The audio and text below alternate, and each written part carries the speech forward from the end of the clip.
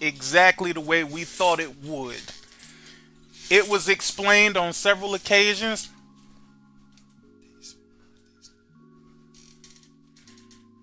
Hold on, hold on. Oh, wait, hold on. Oh, no, y'all can hear me. Oh, y'all ain't finna do that, man. Y'all ain't finna pin me against one another. I don't know, they both look good, though.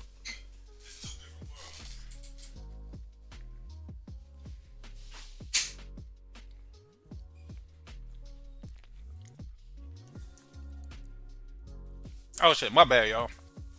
Alright, so listen. Here's what I would say. And I'm gonna honestly be nice when I say it, right? Because I felt for a very long time,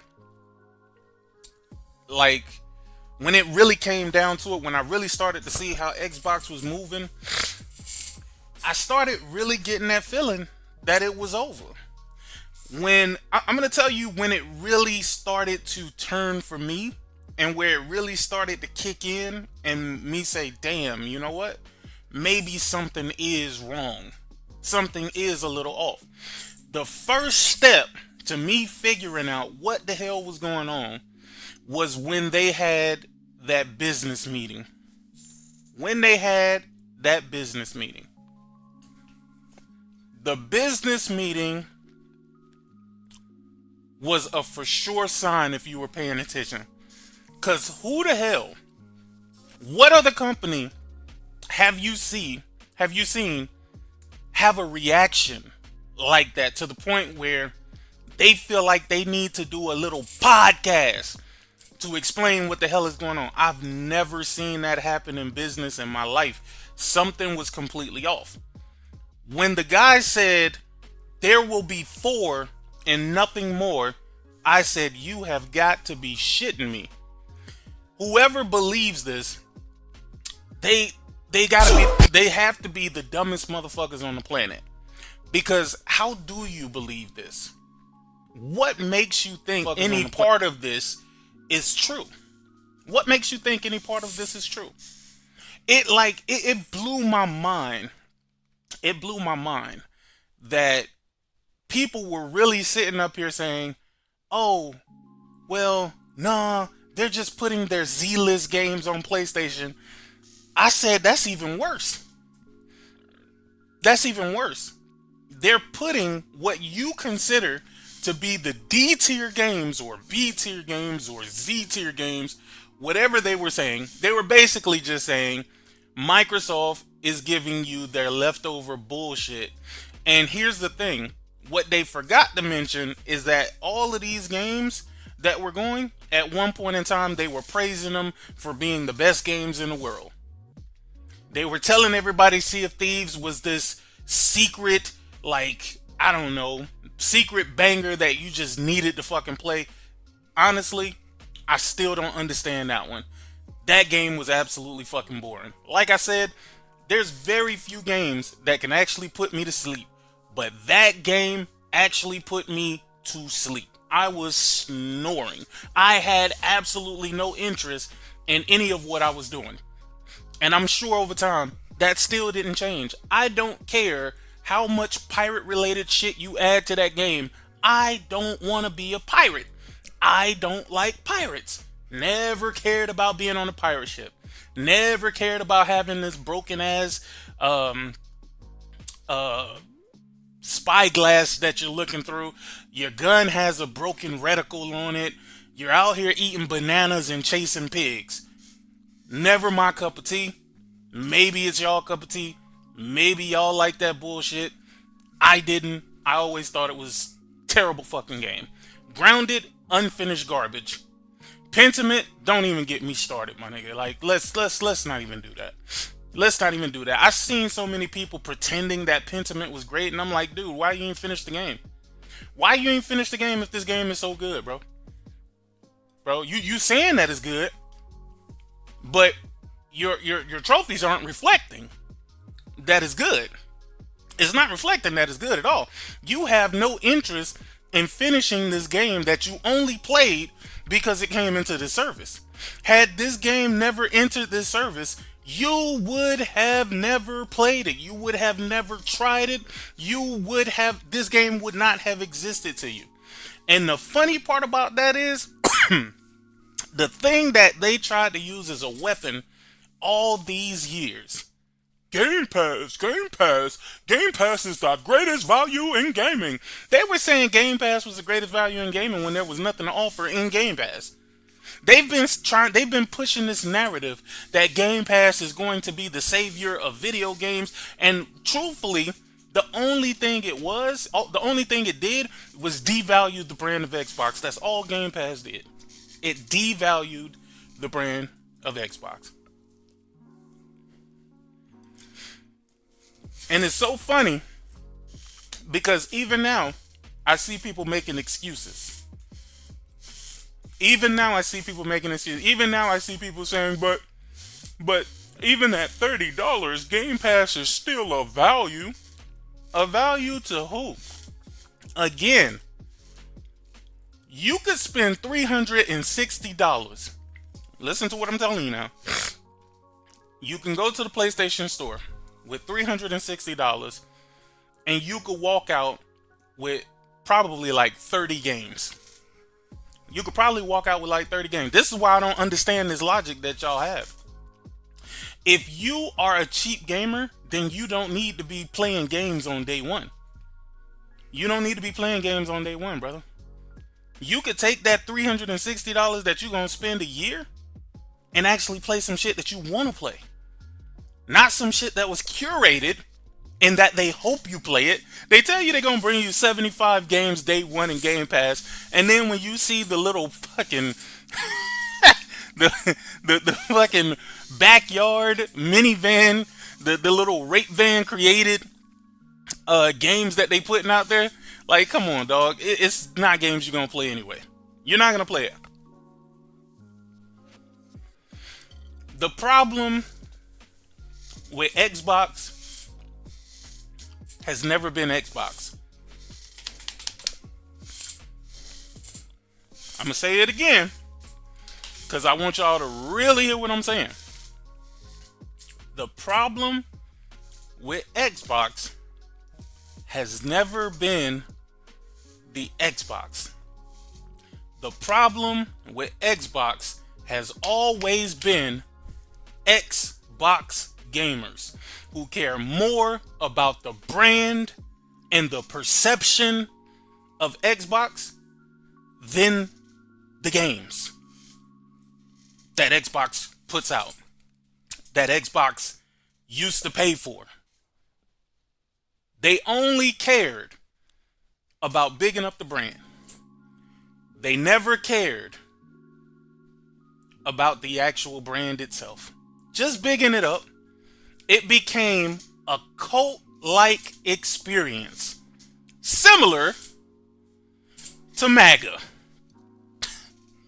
Unfortunately, I have to make the comparison. The comparison is there. Shout out to my man Craig. Shout out to my man Craig for the super chat. I appreciate you, brother. I appreciate it. He said they're getting them cheeks ready for busting. What is up with you and cheek busting, Craig? What's going on, my guy? Shout out to CB3. Appreciate the super chat, brother. He said Ghost of Yotei's open world is amazing. Oh yeah, we're gonna talk about Ghost of Yotei, but first, we gotta talk about this dead ass Xbox brand. But we definitely gonna talk about Ghost of Yotei. And by the way, somebody asked me if I had the platinum in Ghost of Yotei. Now, of course you know I got the platinum in Ghost of Yotei. Of course I got the platty-plat in Ghost of Yotei. Of course I was literally stuck in this world. I did everything that there was to do within the world, but I'm not going to talk about it right now because I want to keep this straight focus. Here's the thing. I think it became more lucrative to grift when it came to Xbox than to actually care about Xbox. because now you see all of the people, the big grifters, the one that got the super big channels that made all of their money from fake news about the Xbox, all of a sudden they're PC gamers again. Keep in mind, they were never Xbox gamers. They were never Xbox gamers. But now, at this point, they're PC gamers again. Now they're PC gamers again. It's a wild thing. And you know what's so crazy? Xbox fans, whatever's left of them, they are so stupid that they're watching what's happening. They're watching the mass exodus. They're watching all the people that used to give them hope for the brand by lying to them constantly. Here's the thing. That's one thing I don't understand about the day, and I would never understand these days, right? Like, you have kids who have access to all of this AI stuff, all of this chat GPT stuff, and you can see the degradation in education with humans at this point. It's not about them learning, researching, or doing anything on their own. It's all about them asking a created system what's the answer to everything in life. Everything in life. And it sucks, but there's no critical thinking anymore. There's zero critical thinking anymore. That's the reason why kids do so poorly on tests, because on the tests, you actually have to know what it is. You actually have to know the material. When you're in class, and people be like, oh no, they just a bad test taker. No, they're not a bad test taker. They're fucking stupid. I'm sorry. We need to bring back the fact that people are just fucking stupid. Stop making excuses. Stop making up these weird things saying, oh, you're just not good at taking tests. What does that even mean? No, seriously. What the fuck does that even mean? What does I am not good at taking tests mean? I'm not good at taking tests means that when I see the material in front of me, I can't do nothing with it. I don't know how to solve the problem. I don't have my calculators. I don't have my cell phone. I don't have my smartphone. I don't have access to chat GPT. So I can pass the class, but I can't pass the test. That's where we are. That's where we are as humans. And what I've noticed is everybody tries to make up meanings for everything that kind of justifies their lack of this, that, and the third, right? If I didn't know something about networking, you know what the first thing I'm going to do? I'm going to go look up the material regarding networking. I'm not going to ask Chat GPT, what the fuck does this mean? Because Chat GPT means nothing in a real world scenario. Imagine you going somewhere, somebody saying that they're going to fix something for you. Imagine seeing your mechanic, seeing the person who's working on your car. He's working on your car, but he's asking Chat GPT. he's asking Chat GPT how to change the oil or how to figure out what's wrong with the car. He can't actually do the actual troubleshooting himself. He has to fully rely on something to tell him the answers. That's the thing that really irks my nerves these days, man. It really, really irks my nerves. And the thing is, like I said, we make up scenarios. We give names to all types of things that really just says something really simple. You're dumb as fuck. Like, let's bring that back. Let's bring back you're fucking stupid. Let's bring back you're dumb as fuck. Let's bring back actually taking away phones in class. I've never understood this, but I remember there was a class that my son had where they said that they have to have a phone. And I said, what? I said, how in the hell y'all have a rule that says that y'all don't want them to have phones in school, but then you have a class where you say they need to have a phone in class? I've been trying to figure that one out for the longest. Like, I'm like, this is hypocritical as fuck. And that's why I told my kids, I was like, look, man, they ever try to take your phone, don't let them take your phone. I'd rather you just walk out. I mean, because what's the point? They're telling you to bring a phone to school, but then they're telling you not to have a phone. But then they're telling you to have a phone. So I want you to have a phone, but I don't want you to have a phone. But you can have a phone when I need you to have a phone, but I don't want you to have a phone. It's a stupid scenario, man. It's a stupid ass scenario, and I think schools these days are harming the kids more than they're helping them. I'm sorry. It is what it is. It is what it is. I'm sorry. I'm sorry. Listen, man. Back in my day, you had to actually know what the hell you were doing. You know what I mean? And I tell kids, like, dude, y'all have it so easy. Back in the days, we used to have thesaurus. We used to have a thesaurus. A thesaurus. It's so funny. I guarantee you, if you were born in the mid 90s, you don't even know what a thesaurus is. You have no idea what it means to even have a thesaurus. I guarantee it. Guarantee it. Guarantee it. But everybody in here who's an 80s baby or a 70s baby, oh, y'all knew what a thesaurus was. Y'all knew what a dictionary was. You know what I'm saying? Y'all knew what an encyclopedia, Encyclopedia Britannica. Y'all knew what encyclopedias was. These kids don't know what nothing is. All they know how to do is pick up a phone and type some shit into an AI app. Like, that's crazy work. That's crazy work, man. But you can see how it has changed society. You can see how it has changed the minds of kids. You can see how it has poisoned them to the point where it's hard for them to learn anything now. It's hard for you to learn when you know you can just hit a button and get whatever they answer. And the thing is, I always have a talk and tell my kids, you don't want to have that. You don't want it to be that way, right? Because you don't know who's programming the AI. So technically, the AI can tell you whatever it wants you to know, or the person who programmed the AI can have you learn whatever they want you to learn, which could be completely incorrect. Completely incorrect. Absolutely wrong. But you're putting all your faith that this little computer is going to tell you what you need to know. That's why I say, man, teach y'all kids how to do research, man. Teach them how to do real research. Teach them how to operate and function without that little device in their hand. But back to our friends over here at Xbox, man. Back to our friends over here at Xbox, man. Y'all did this to yourself. This is a self-inflicted wound. Y'all cheddar bobbed yourself.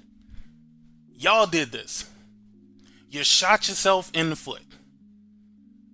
You've been shooting yourself in the foot for quite some time. The logic that y'all had made no sense at all. The logic that y'all had regarding how all of this is gonna work made no sense in the scheme of things, which is why y'all have been hearing us say for a very long time how bad Game Pass was. We used to have full-on podcasts about how bad Game Pass is for not only the industry, but it's absolutely terrible for Xbox. What did we say? We said it was going to degrade the quality of the games that you get because it relies on people actually subscribing to the service.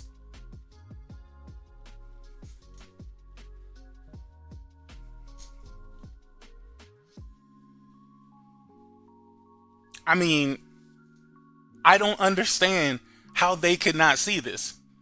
Everybody started talking about little Timmy and, oh, they can't put food on the table because they got to buy $70 games. I'm going to be real with you. I've had people call me a dick plenty of times because I said, and I quote, gaming is a luxury. I said gaming is a luxury. It's not something that you need. It's not something that you have to have. It is a luxury that if you can afford it, then you can enjoy it. Come on, man. Come on, man. People are making it seem like If you can't play video games, you are going to die. I can assure you that that is not the truth. I can assure you, if your life is in shambles and you cannot afford these luxury items that you don't need to survive, that you will live. You will live. It doesn't matter how your mental state is. I'm gonna say what needs to be said, and I've said this a long time ago. If I find out tomorrow, right, that I was gonna lose a large portion of my income, or that I wasn't gonna be able to survive off of, let's just say, whatever my income is, I would disappear and stop playing video games until I get my shit together. It's not going to be a thing where I'm going to sit around playing video games while my life is in shambles. That's not going to happen. That's not going to happen. That's actually counterproductive in the scheme of things. Am I not right? Is that not counterproductive? You're supposed to be out here searching for a job or trying to get you some passive or active income, yet you're sitting in front of a fucking screen wasting somebody electricity because clearly it ain't yours. Wasting somebody fucking electricity trying to play a fucking video game when you could be doing something productive with your life, trying to figure out how to get out of this hole that you done dug yourself in. Again, this is a scenario that a lot of people don't like to hear, because a lot of people don't like to stare in the mirror and see that face staring back at them ain't shit. People don't like to hear that. People don't like to know that. But that's just fundamentally what that's what the fuck it is. Either you're going to do what needs to be done for you to get back on track and get your life back on track, right? Or you're going to be like little Timmy and thinking whether or not you should eat or buy a damn video game. And honestly, that is the stupidest shit that I've ever heard. And again, even when people was calling me a dick, I couldn't understand it. Like, dude, why do you think video games is so important to you? Like, I'm going to keep it real with you, bro. I've been playing video games since I was a kid. I love fucking video games. But like I said, life comes first. Real life comes first. So before I'll be sitting up here, destitute out here, right? I'm going to stop playing video games.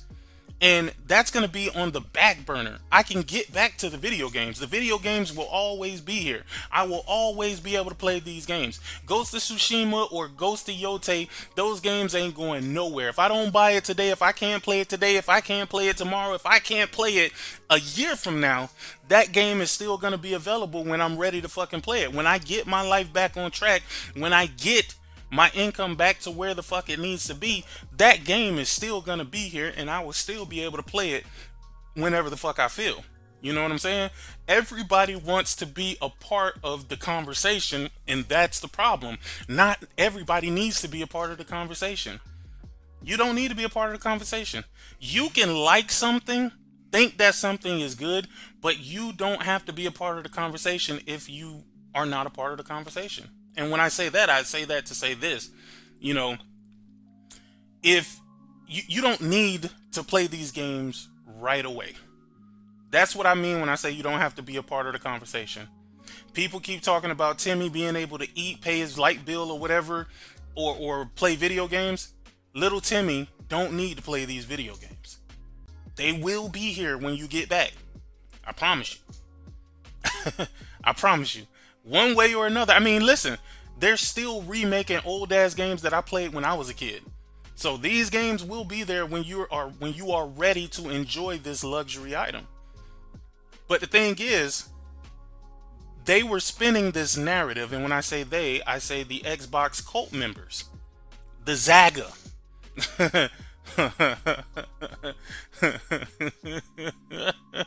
The Zaga.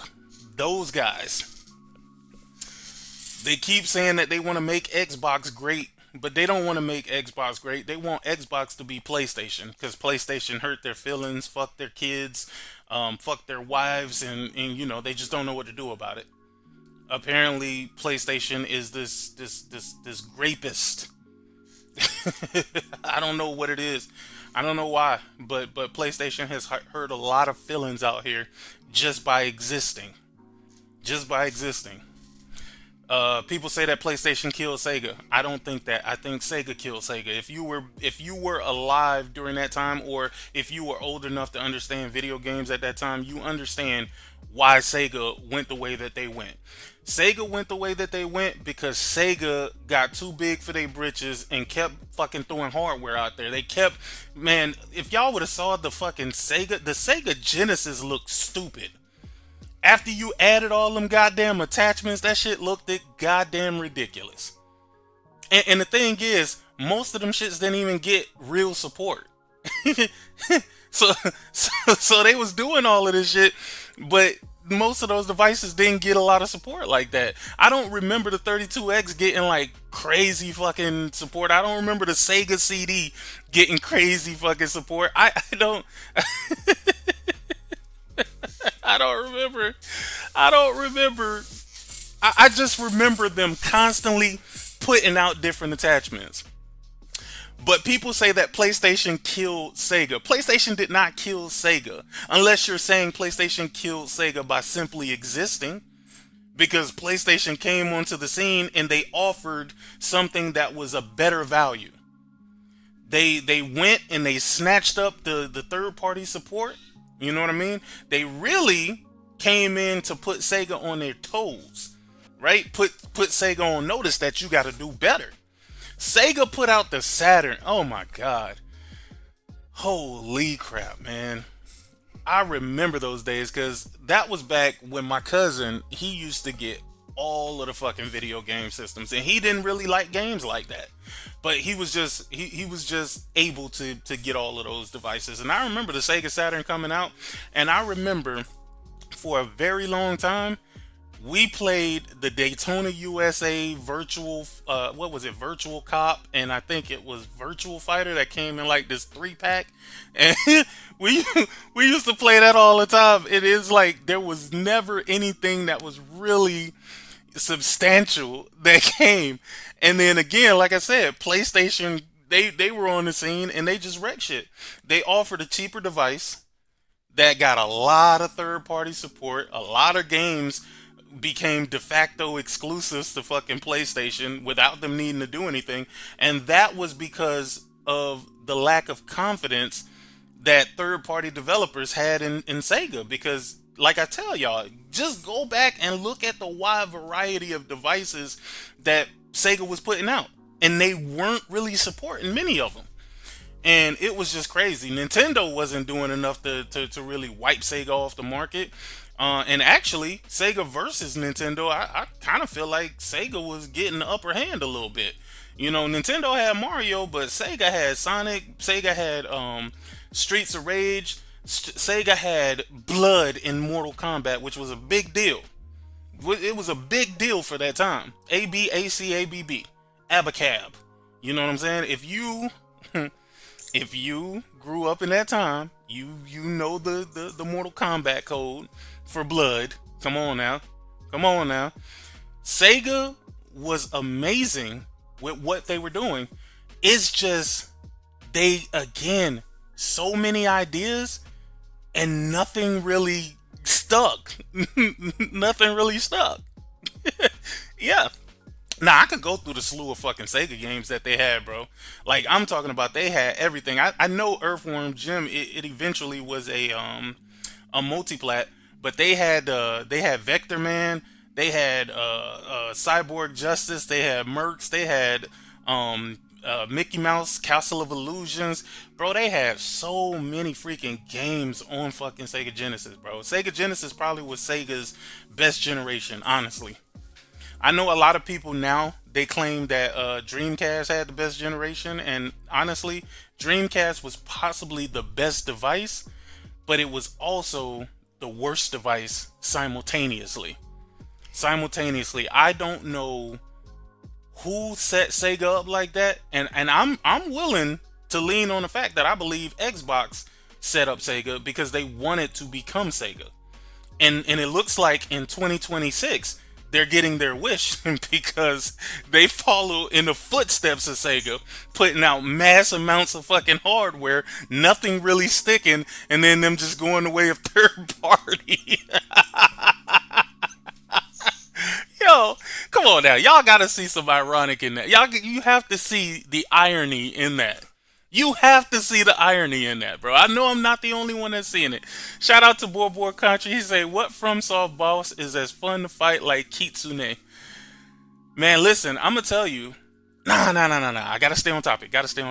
I'm gonna get to Ghost of Yotei, but yeah. So now the Xbox fans, it's weird how they want you to have this weird type of empathy, weird type of sympathy. All of a sudden they really want competition when really they wanted Xbox to take competition away from PlayStation.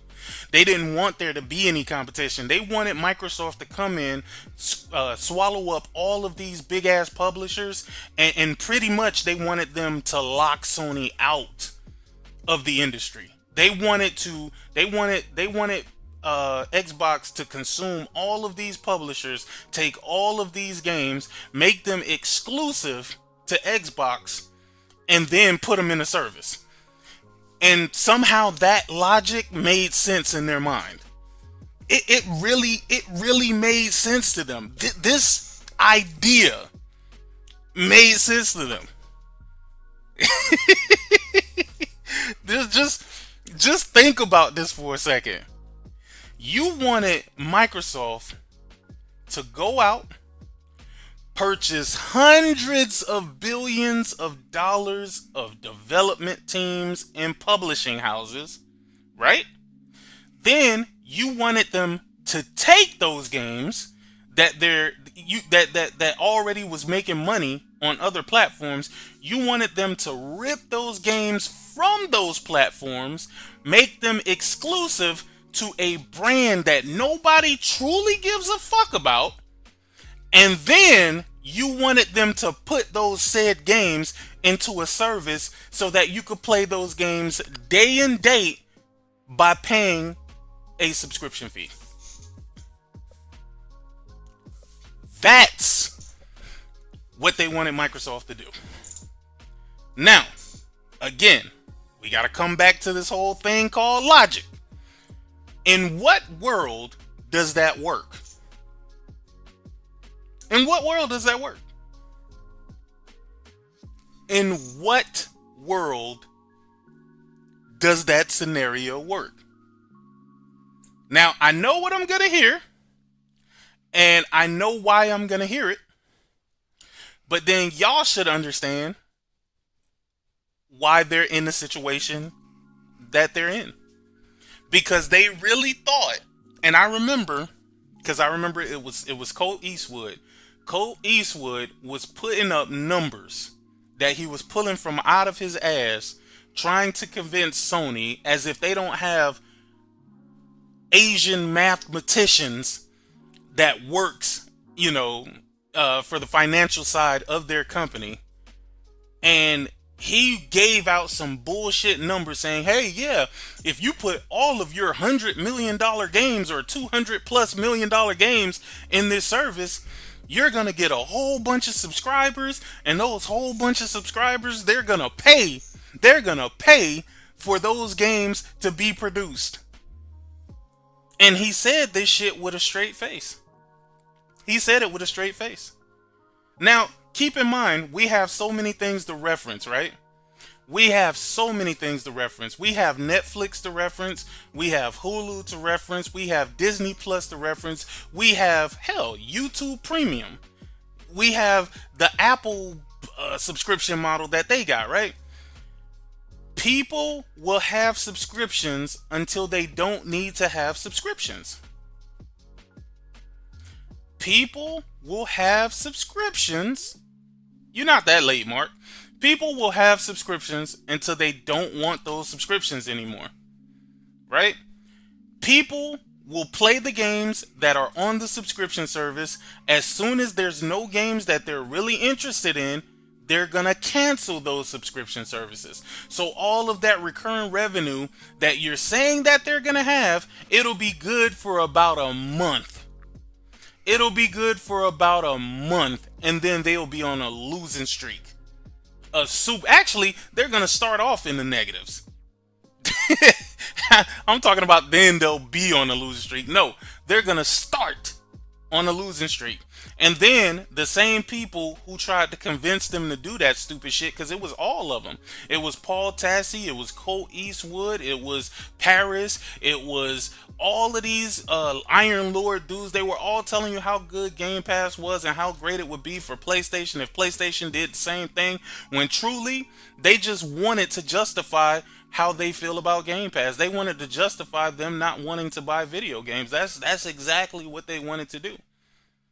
And if PlayStation did it too, if PlayStation followed suit, then guess what? In their minds, that justified the moves that Microsoft made. At no point in time did they think about the industry as a whole. At no point in time did they think about all the developers that it would hurt. At no point in time did they think about all the revenue that would be lost. At no point in time did they think about how Game Pass would significantly harm Xbox as a brand. All they knew is, as a selfish consumer, that they would get to try products that they would otherwise have to pay $50, $60, $70 for, and they could play it for a fee of $20, or let's just say $17 at that time, I think it was. Or like $17 at that time. Shout out to Siriu. Siri said, it's funny how all of a sudden Xbox content creators understand profitability and business. They've been denying this shit for years. Yeah, I mean, they've been denying it. They called us fanboys. They called us ponies. They called us all types of shit, even though we tried to explain it in this exact same way, just talking logically to them. Again, when somebody wants to believe the lie, when you want to believe the lie, the truth becomes the lie. The truth becomes the lie when you want to believe the lie. And they wanted to believe the lie. So they really couldn't fathom the truth. The truth was like, I don't know, it was like onions to a vampire. It was like kryptonite to Superman. It was like smart niggas to Batman. It was just that's how it was, man. And it sucks to a certain degree, because I can actually see the fallout from this, right? And I say this all the time. I was one of them people that was on the train that, hey, it's not arrogance on Sony's behalf, you know what I'm saying? It's just confidence in their products and things like that. But you get to a point where you start to see patterns, and I'm starting to see patterns when it comes to PlayStation, and now I understand what it is that people were talking about when they were like, man, we need Xbox because we need them for competition. We need somebody to oppose Sony, or else Sony's just going to do whatever the fuck they want to do. And truthfully, I think even without Xbox, I think Sony's still going to do a great job. I just don't think that they're going to do the job that they could be doing if they felt threatened. Right? Because people don't really do what needs to be done until they feel like something is threatened, right? And I think that's where we are now when it comes to PlayStation, because a lot of the things that they do just seem very, very lazy, and it feels like they're throwing out more and more hardware. And I never really liked them presenting all of this hardware, like controllers and shit like that. Like some of these controllers, bro, like, yeesh, I don't know who's doing the design, but I'm gonna need them to stop. I'm gonna need them to go find that Xbox Pope dude who be making all those mock-ups and make some real goddamn custom controllers, bro. Because if you're gonna charge me $85 or something like that, bro, I want something that look like you put $85 worth of time and effort into that goddamn controller, bro. Don't just give me a colorway and just be like, hey, this is what it is, or try to sell me on the stripe. The little fucking red stripe that's on fucking Kratos' face. You put that on one side of the controller and I think make the buttons like red or whatever like that. Like, dog, come on, bro. Stop playing with me, man. Stop playing with me, man. They doing a shitty job with the and the PC speakers. I know y'all say no, man. What's up?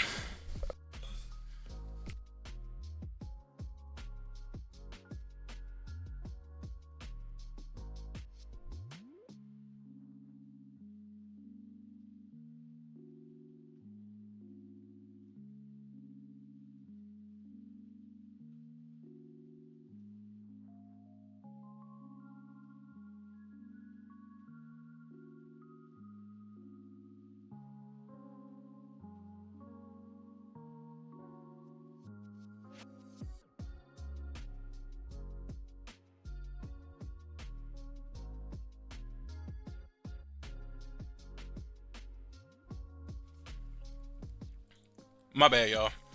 Um, let's see. Seafood nowhere near the combat of Yotei. Sony owns Audi's. Audi's ain't that audio that thing? I think that's the audio thing where they make the speakers, the drivers or whatever for the speakers. But yeah, here's my thing, right?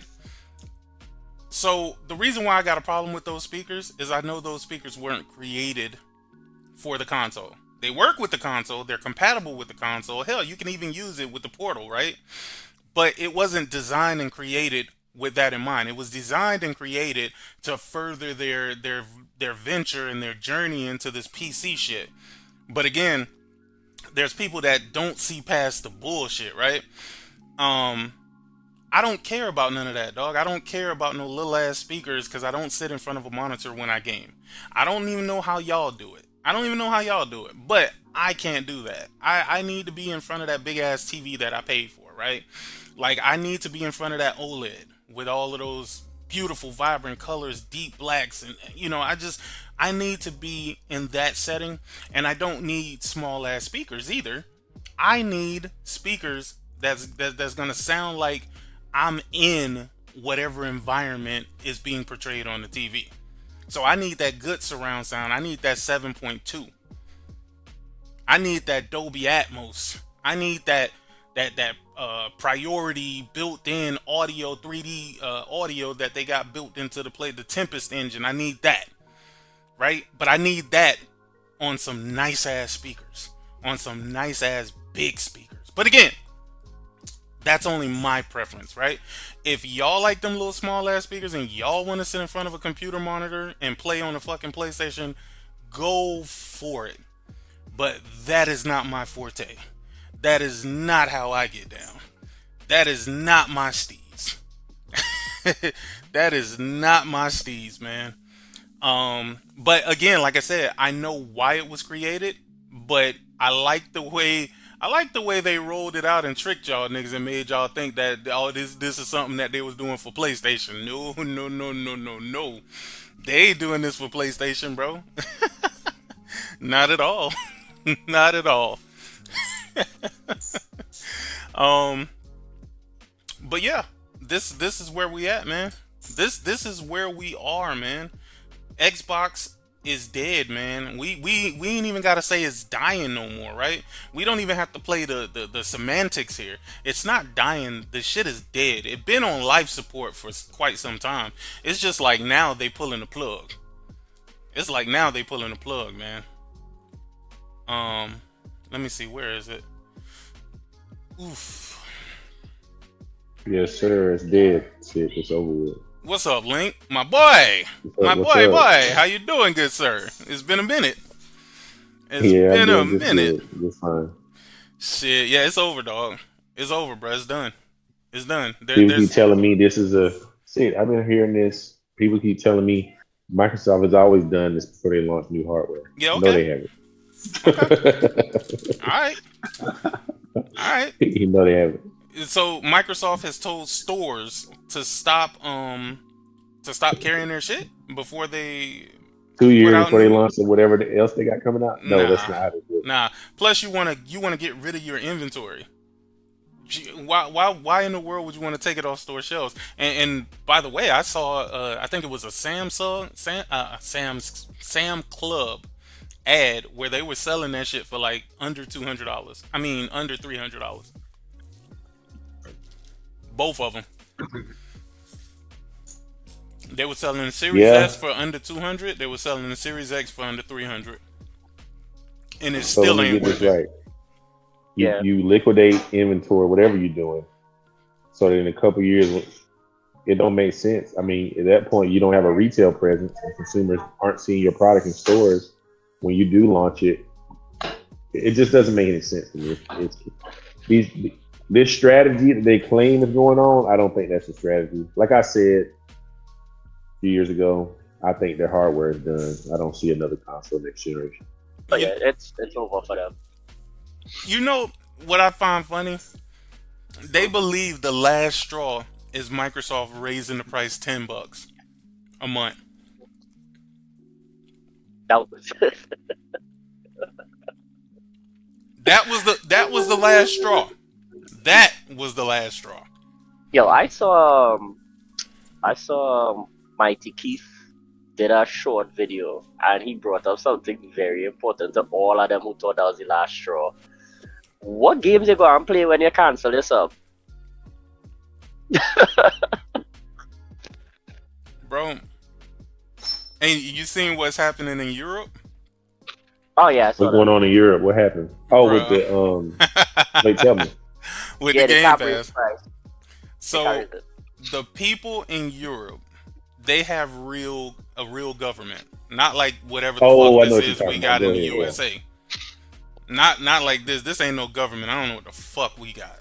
We got some bullshit Yeah, over here.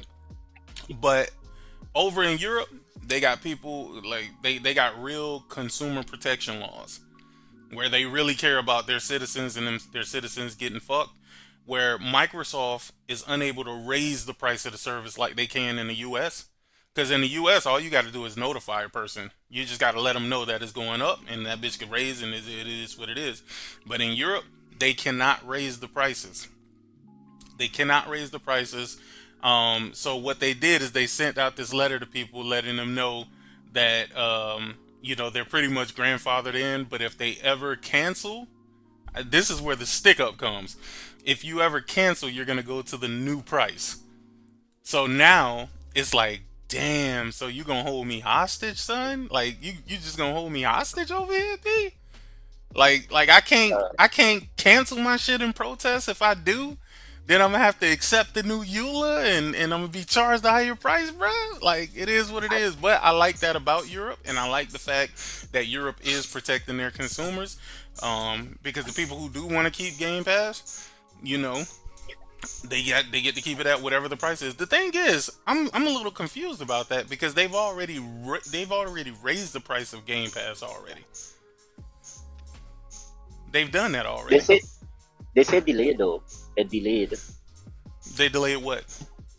The UK prices and Europe prices is a delay. Like for now, you can't you won't get charged as long as you keep your subscription, but you'll get the price increase soon. Nah, I don't think that's. Well, you got to point me to that article, bro. Yeah, look at you. Hold on. Yeah, you gotta point me to that article. Hey, did y'all see Dark? Oh yeah, take a look at it. What? Hold on, where did you put it? Oh, you put it in the chat. I see it. I see where you put it. Yeah. All right. Okay. Here we go. Good news. If you live in the right country, that headline is crazy, dog. But it's true. It's true though. Game Pass Ultimate users in select regions won't have to deal with increasing costs for now. Okay. There's that asterisk. Last week, Microsoft introduced a huge overhaul to Xbox Game Pass. And you know what's so fucked up? They introduced the overhaul, but it wasn't an overhaul that was good for the person who has Game Pass. How is this overhaul good if you don't give a damn about Fortnite? How is this overhaul good if you don't care about Ubisoft games? How is this overhaul good if you just wanted your shit to be what it was for however long? But whatever. Listen, I understand it from both sides of the spectrum, though, right? So the EU has regulations in place. So when they have to be notified, and then they can't just do a price increase the next month. They have a certain amount of time that they notify the customers, and then they have so many months to then put it in place. So they can't do it the next month like Microsoft was trying to do it. So the price is going to go up, but they have to. There's a set amount of time before they can increase the price. Once you notify the customer, they're doing it. Which I still can appreciate that. Even the staggered, even the staggered release of the new price, I can appreciate that because it gives these people some time to be like, "Yo, is this shit even really worth it for real?" They were trying to make it effective October 1st, and he was like, "Nah, that's illegal in a lot of countries. You can't increase the price that fast." But now in the wake of hold on one second, for a second. Yeah. Now in the wake of the gaming community blistering reaction to the changes, this ain't got nothing to do with the community react. Listen, they are going full steam ahead with this, bro. They don't give a listen. They stopped giving a fuck about what the Xbox console users thought a long time ago. a long time ago. They've been saying that the biggest growth. Let's. I'm gonna give y'all a real quick quiz, real quick. What is the biggest growth Game Pass has seen? It ain't multiple choice. You just gonna have to know the answer. I don't know. Is it percentage, you mean? Yeah, they've talked about it on several occasions. They said the biggest growth that they have seen has been in this particular area with Game Pass.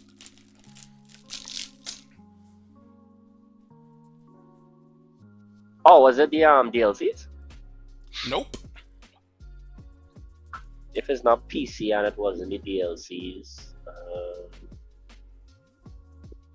I don't know. Hold on, I'm gonna let a few more people answer.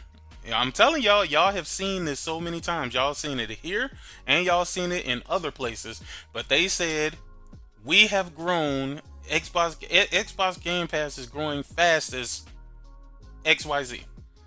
They already made it clear that they've maxed out the potential users who are gonna subscribe to Game Pass. It's growing the fastest on the PC, right? That is the answer. That is the answer. Why said PC? I know, but you said it so goddamn early. It was just gonna kill everything right then and there. I wanted to see if everybody else understood that.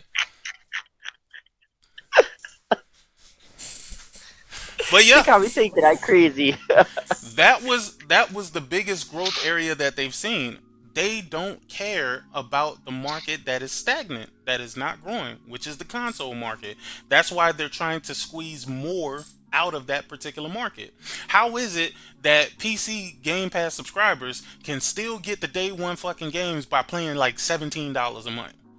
I think it's like $16 or $17 a month. But console gamers have to pay this new $30 a month. I feel sorry for all the people that didn't buy games. I don't feel sorry for them. They made a choice. No, they made a choice. That's They what they made a chose. choice. They chose that, bro. Like, you can't listen. When somebody tell you who the fuck they are, and their actions speak to that. Do y'all remember? Like I said, this is why I call bullshit, and this is why I call bullshit on Paris too. Right? I call bullshit on Paris because Paris made it seem like this $10 increase was so crazy to him. He made it seem like this was the end of the world. How dare they? This is the last straw. I can't even enjoy my Game Pass now because you went up $10 a month. You know why I call cap on that and I call bullshit on that? Because quote unquote, and again, let's keep it where it is, right? Not disrespecting his daughter, but he brought his daughter in to say that my daughter loves Game Pass and games, and you know how many games she's discovered on Game Pass. So you mean to tell me you're enjoying Game Pass, your daughter is enjoying Game Pass, whoever else is in the house is enjoying Game Pass, but you're canceling over a $10 increase? Crazy. I call cap. It been bullshit. It never been the greatest value in gaming. PlayStation Plus has far exceeded this bullshit for a very, very long time. For a very long time. No, they don't put their games on the service day and date, and they don't need to. But they have a wider variety, a wider selection of games. They have more games in the service. They have more opportunities. But this is what I told y'all from the beginning. Just because you have access to a wide variety of games and a huge library of games doesn't mean that you're going to actually enjoy those games. No. And sick, it's not like they keep saying it's like Netflix. Gaming is an interactive hobby, and games take time to finish. It's not like you can sit there and binge watch a show and go on to the next one with a game. You got to actually play it. So having access to hundreds of games really is not as good a deal as you think it is, as people think it is, especially if it's not games you want to play. And it never is games that you want to play. All they wanted was the big budget, big game bangers like fucking the Indiana Jones, the Forzas, the Call of Duties, the Dooms. You know, the games that cost a little bit of money to make. That's the shit that they want. They don't want the little smaller games like no Sword of the Sea or like no fucking what's the name of that game that just came out? The Hollow Knight Silk Song and shit like that. They didn't want that type of game. They didn't want those type of games. They want to be able, and a lot of them still trying to fight the war. They still trying to fight a fucking war that doesn't exist and hasn't existed for quite some fucking time, right? The war stopped, truthfully, when the companies stopped competing. That's when the war stopped. Not the back and forth between the fucking the cult bases, right? Not that. Not this petty console war shit that people are talking about right here and right now. No, it's when the companies stopped with. Let me tell you when the console war ended for real. Remember when Reggie Fils-Aimé, Sean Layden, and fucking Phil Spencer got on that stage together? That's when that shit stopped. Y'all think I ain't even laughing. I ain't even laughing. I have absolutely no funny inside of me right now. I am not trying to be entertaining. I'm not trying to be funny. I'm just being real with you. That's when all this weird shit started happening. The second we saw them motherfuckers get on stage together, it was like, yo, what? It was like, oh, no. Oh no, dog. Nah, this ain't what's happening, bruh. But nobody paid attention to that. Nobody paid attention to that because the fanboys, and I'm really talking about Xbox because again, there are some crazy motherfuckers on the PlayStation side. Like, but they're weird niggas. Like, they're just weirdos that love PlayStation so much that it doesn't matter. Like, no matter what PlayStation does, nigga, they just gonna follow blindly, right? Those people do exist. And we have seen those people in action, and it gets weird. It gets strange. But from what I've seen, most people denounce those individuals. Like, dog, this nigga don't represent who the fuck I am, and I like PlayStation. I'm a PlayStation gamer, but I am not this weird nigga. Like, y'all remember the dude who broke... he didn't break all his shit, but he put on for the internet like he broke all his shit in his room? Because of something having to do with Jim Ryan or I don't know, I don't know what the fuck it was. But it was so fucking stupid, and he didn't know how much of a silly asshole he looked like. But those are the people who they think are the people who actually fuck with, PlayStation. And it's not. It's not. Nope. We see more of those weird ass niggas on the Xbox side. And again, their love for Xbox begins and ends with how they can grift off of the name Xbox. How can I make money? How can I get free gifts? And again, when you take this stance that you're willing to lie to people on behalf of a company that you don't even care for, just so you can continue getting free shit, you did unrepairable damage. You did unrepairable harm to the fucking Xbox brand. And I said, do y'all remember? I don't know if y'all was here when I said it, but I said this shit a long time ago. I said all of this lying that they doing ain't helping Xbox at all. None. I remember you said this shit. You said all this lying, all this stuff that they're trying to do to change the narrative is not changing what Xbox. Like basically you got people out here lying, but it's not changing what's actually going to happen with the consumer. You know what I'm saying? Exactly. Shout out to my man True Witty, member for 49 months. Woo! 49 months. Sheesh. Shout out to my man True Witty. He say Xbox is dead. It died when Xbox fans didn't want to buy games no more. That's the real honest truth. If they bought games, Game Pass wouldn't exist. Well, if that's the case, True Witty, Xbox died in 2017.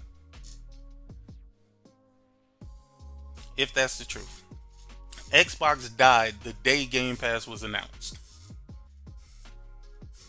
Because this was the inevitable path that they would have to take. This is the journey that they would have been on. So now, I didn't think they'd do like a $10 price hike this fast, but I thought, they would gradually increase the price on it. Right? No, I mean, I knew it was going to get, but I knew it was going to go up. And these guys that are surprised that it went up, that's all services do is increase in price. They don't get cheaper. They don't stay at the same price. They gradually add to the cost. and it's up to you to decide if you want to pay for it. But everybody knew Game Pass was going to go up. It never was going to be a stagnant price. Right. When it launched, wasn't it $10 a month? When it first launched, it was like $10. Yeah. So, I don't understand how people don't. Every single service has increased in price.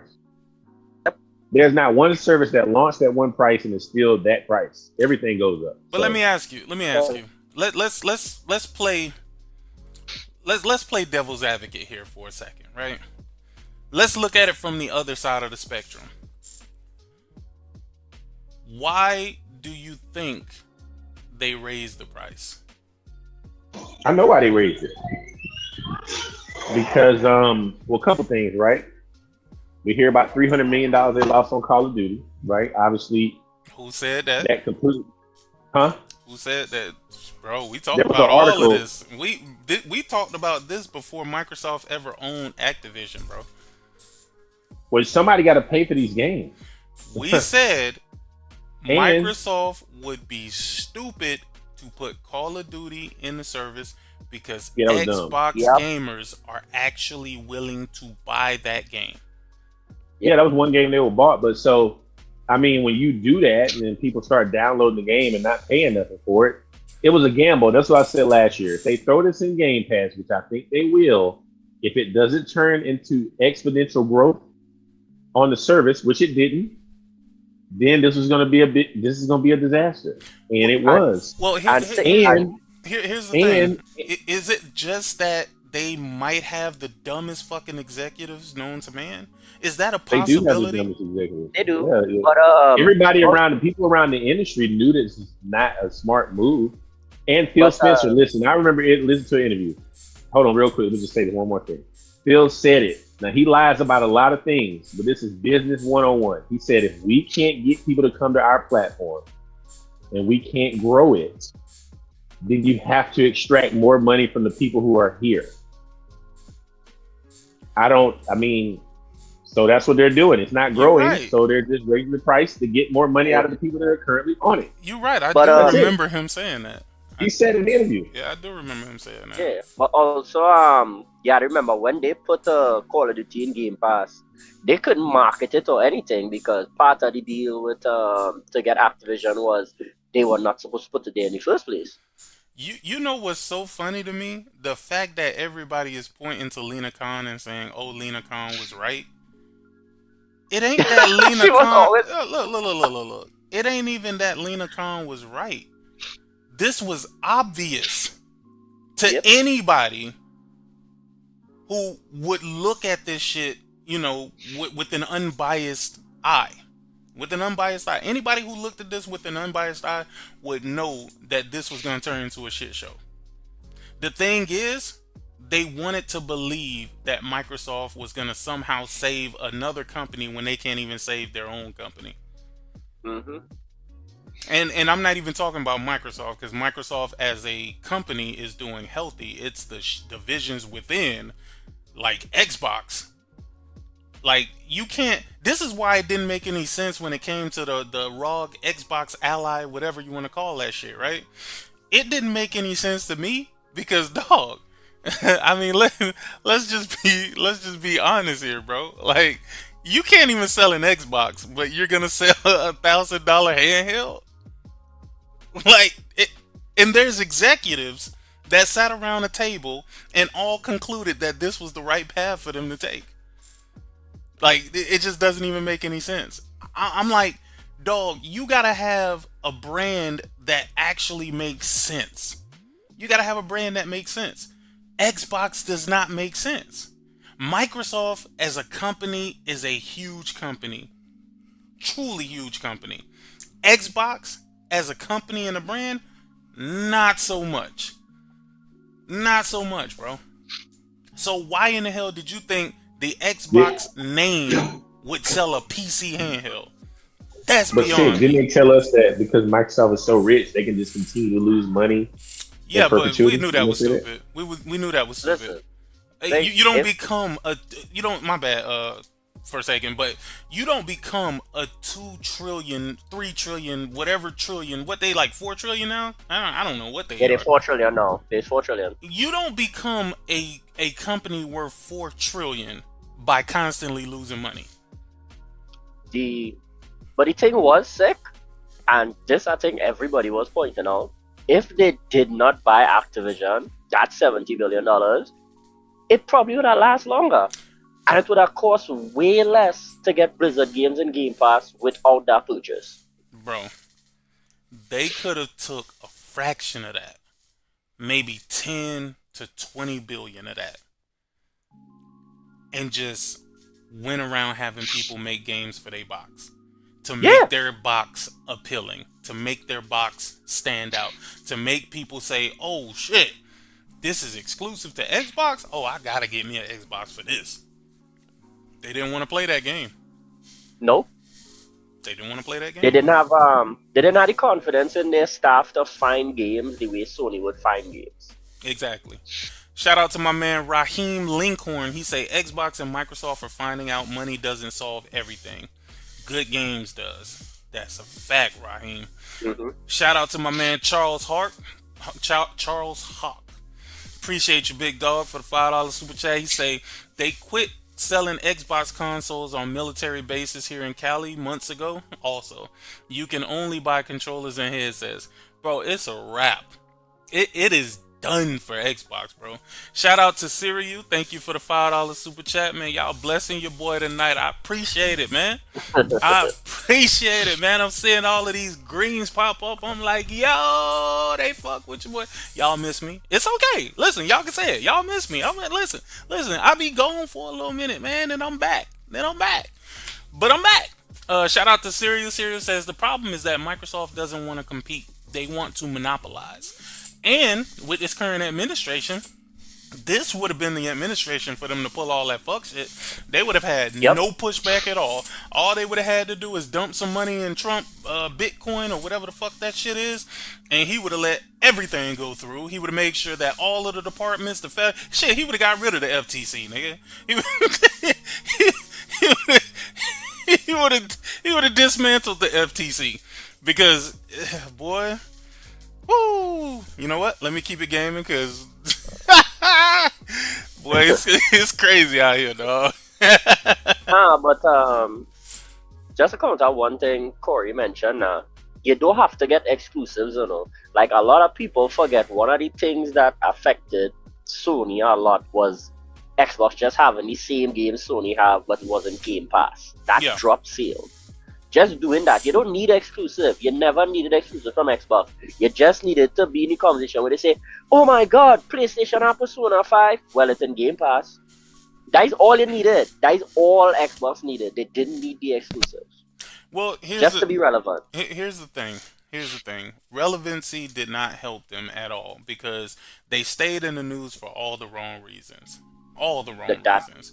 Not only that, the Xbox brand has been in shambles for multiple generations. I just don't think that there's no coming back for real, right? Like, and you know what's so crazy about all of this? And I don't know if y'all think about it like this, but PlayStation had an uphill battle, and they had the best lineup of games of any console this generation, bro. And that's including Nintendo. Nintendo. See, what's up? So, was not Lena Khan trying to warn them? Everybody tried to warn them. PC said this was going to lead to increased prices, layoffs, and lower quality products for the consumer. As a matter of fact, hold on, I got a video from Lena Khan when she was talking to some clown. And you know what? This clown, bro, I don't even know who this is, dog, but this nigga's a clown. Did y'all listen to him? No. No. Seriously, y'all gotta switch over. I don't know what you doing, Link, but turn on the TV because y'all gotta really listen to what this nigga said, bro. I listened to what he said and I'm like, nah. See, that's why y'all got the game. That's how y'all got the game fucked up because of this type of shit. Because of this type of shit, bro. Trying to make it seem like everything is equal, right? Everything is not equal. Your side. Like, people are very much understanding that this was a bad merger and has gone poorly. I fully remember the general consensus of the gaming community around the time of this lawsuit was that the The general consensus of the gaming community. Now here we go. Listen even more. FTC's lawsuit was frivolous and that Activision Blizzard The general consensus thought that the FTC lawsuit was frivolous. No, the general consensus from PC fucking refugees and bots was that this was frivolous. You had niggas like Kid Smooth talking about some.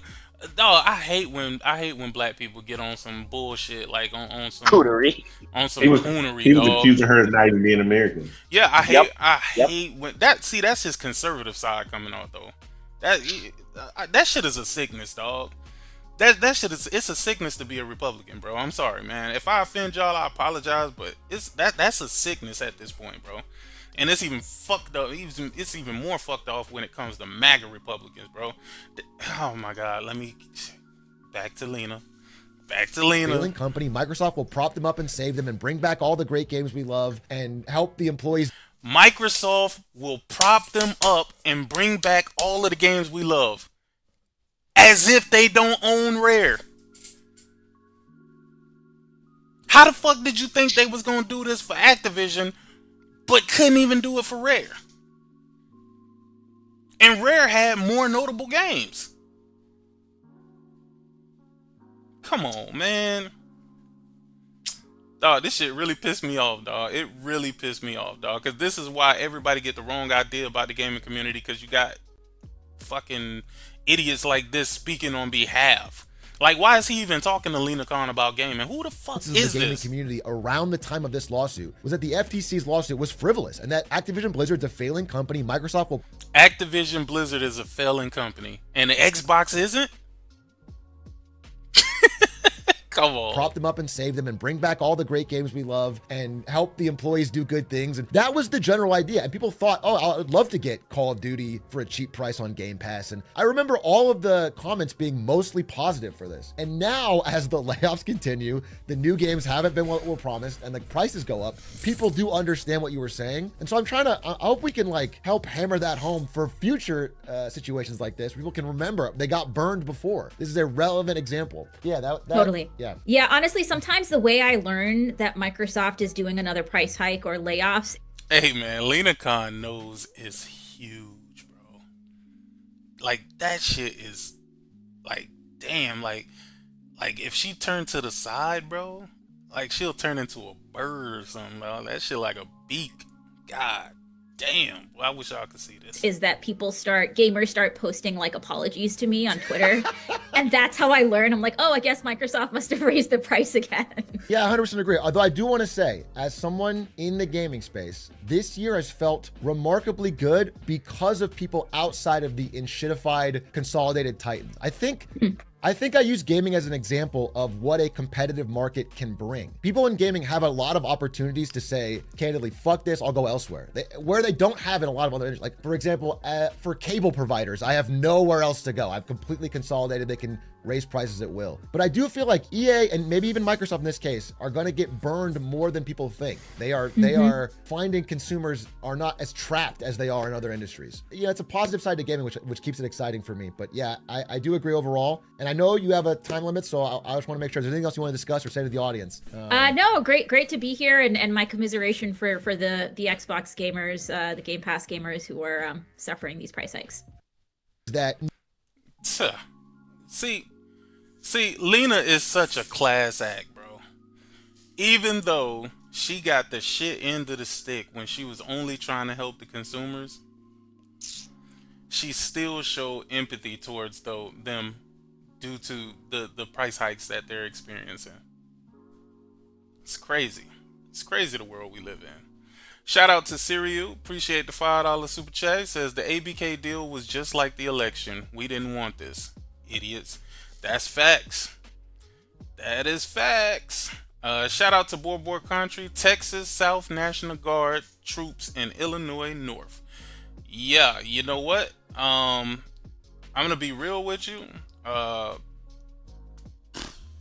In this instance, the Democrats need to do something, because right now they're doing nothing and they're letting these folks do whatever the hell they want to do. And if they don't start fighting back, they're gonna get ran over. and all of this shit, thinking that you're gonna play this out with politics, bro, they are setting up something so serious that motherfuckers can't even see it. And it sucks that they can't see what's being set up right in front of them. They are trying to ensure that there are no more elections. And they're not paying attention. But I mean, I digress. We will see. We'll see what happens, man. We will see what is happening. Yeah, I remember Jez Corden saying that Lena needed to resign, and I thought that was just rich coming from somebody that don't even live in America, bro.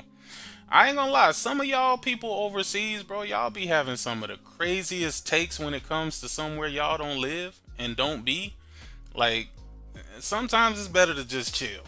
Because, see, we ain't talking about nothing going on in the UK. We ain't talking about nothing going on in Europe. We're not talking about nothing going on in China and Japan. We're not talking about any of that shit, dog. Because we don't know nothing about what the hell is going on. But y'all stay in American politics. And I get it. Because I know that it affects y'all to a certain degree. But some topics, y'all should just not have an opinion on if you don't live in the US. For real. Because you have no idea.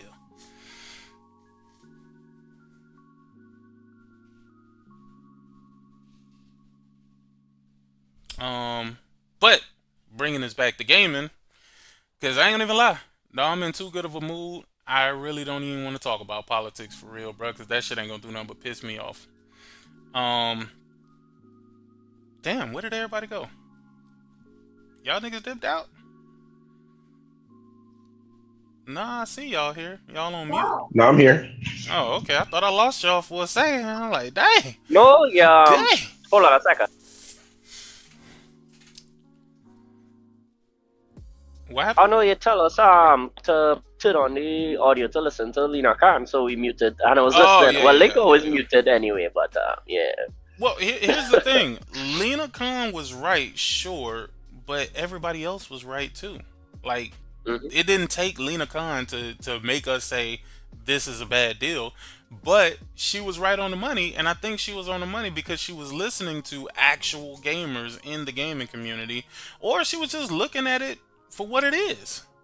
I mean, how are you going to be you can't have a store and own them all at the same time. I mean, you can. You can. But come on, there's a bit of a conflict of interest there, right? So it's just we saw the bullshit that was coming, man. And now that y'all let them control, well, and I'm gonna let you know, the universe is gonna work itself out because Call of Duty is already losing steam. And what's crazy is that now, and this is funny as hell, but PlayStation is marketing Battlefield. Whereas I was gonna bring up. I read somewhere somebody was telling me that the Battlefield had 5 times the engagement in their beta than Call of Duty did. Yeah, they had player count was crazy. Yeah, in Battlefield compared to Call of Duty this year. Absolutely, and the thing, you know why that is though? That's because people are fatigued with Call of Duty. It's not that Call of Duty isn't going to be a good game this year. It's going to be the same game it is every year. But I think people are really getting to the point where they are telling Call of Duty or Activision what's wrong with the game, and they're not listening. They're not fixing the issues. Because do you really need a Call of Duty every single year? You don't. You don't. That's why I don't understand why they keep doing it. I mean, I know they're trying to make back that 80 billion, but I don't know, man. I think they should chill on it because give people some time to miss Call of Duty. There's not a lot about it that's gonna change when it comes back, but people will at least miss not having it on a year-to-year basis. Instead of doing every year, do like every 3 years or. Hell, even do every 2 years.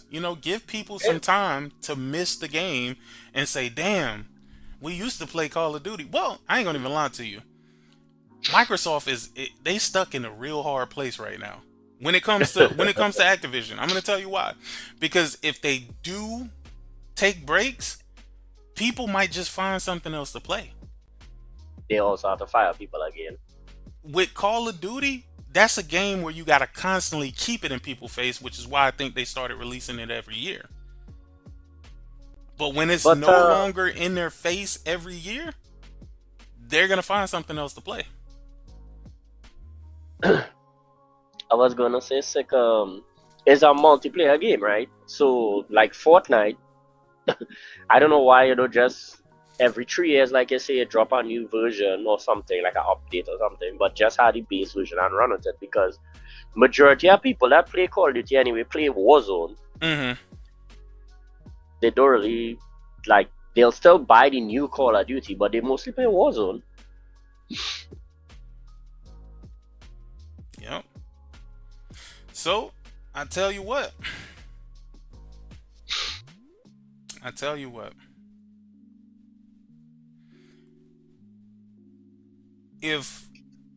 Because what I seen, if what I saw was real, I think they can't do anything about the cheating.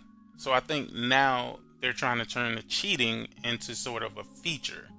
Because I saw where some people were literally, like, I don't know if it was a perk or something, but they were like looking through walls and they were able to shoot people through the walls.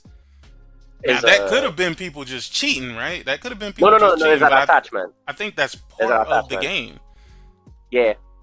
It's a scope attachment, Sick. It's not cheated. It's actually a scope attachment. You buy it. I mean, it's a scope attachment, but the scope attachment ain't gonna allow you to shoot through the wall. See through the wall? It yes. does. Shoot through the wall? No. It does. It's a scope, right? I don't know what they do, but it's supposedly like it lets you see through walls, and I don't know if it's a different gun you use that shoots through a rail gun or something. It's like you get the scope and you put it on the rail gun, and then you can shoot through walls with it. So, that's a kill streak, bro. They turned to seeing through walls into a kill streak. Hey, if you can't beat them, join them, dog. I guess that's how this shit go, right?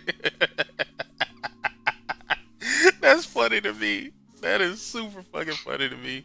Yeah, but if you have cheaters, right? Like, just say it. If you had cheaters, wouldn't they get the kill streak? They would get it and they would never lose it. So again, they're not fixing the problem. People still gonna have a problem with, and you know, now playing the game, you don't know when it's a person cheating or whether it's the kill streak now. You see how they're blurring the lines, they're muddying the waters with it so that they don't have to address the actual cheaters. I just used that stream. It's a sniper. That streak. Oh, it's a kill streak. You could sew that Lynn Red faction to the eraser gun. Nah, motherfuckers be still cheating on in Call of Duty. Yeah, no, people still gonna cheat, but I think it's more of a blurring the lines type of situation, right? So if we got a kill streak that allows you to see through walls and shoot through walls, then we don't have to address the people that's actually cheating so much, because people would just think that it's a kill streak that they got. It's crazy, but will it work? I don't know. The only way you'll know is if they're out of the map.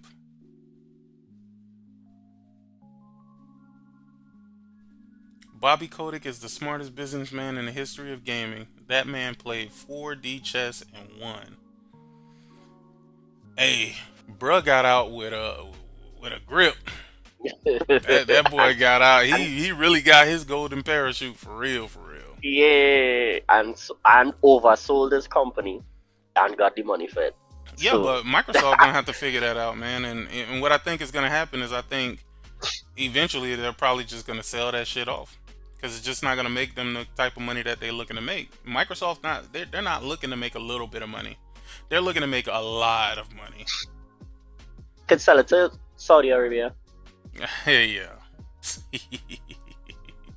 They'll buy it. Well, they will buy it. Shout out to my man Board Country. He says, do we all remember IGN GameSpot during lockdown? Anti-consumer Game Pass, Elden Ring. That's all they spoke about, advertising from software and Game Pass. Well, here's the thing. You got to understand, IGN and all of these companies that really run these campaigns, right? they're just looking to collect money. This is a self-inflicted wound by Microsoft because Microsoft wanted to get that sort of messaging out there.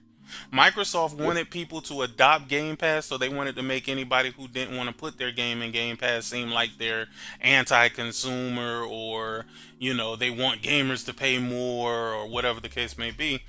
But in this instance, man, even the developers came out and said that shit, that them putting their games in Game Pass devalues their game. So when they actually want to sell their game to folks, they can't sell it to them because they don't see the value in it because it was in Game Pass before. If it was in Game Pass before, you should put it in Game Pass again, right? Never forget, and never forget too, Sick.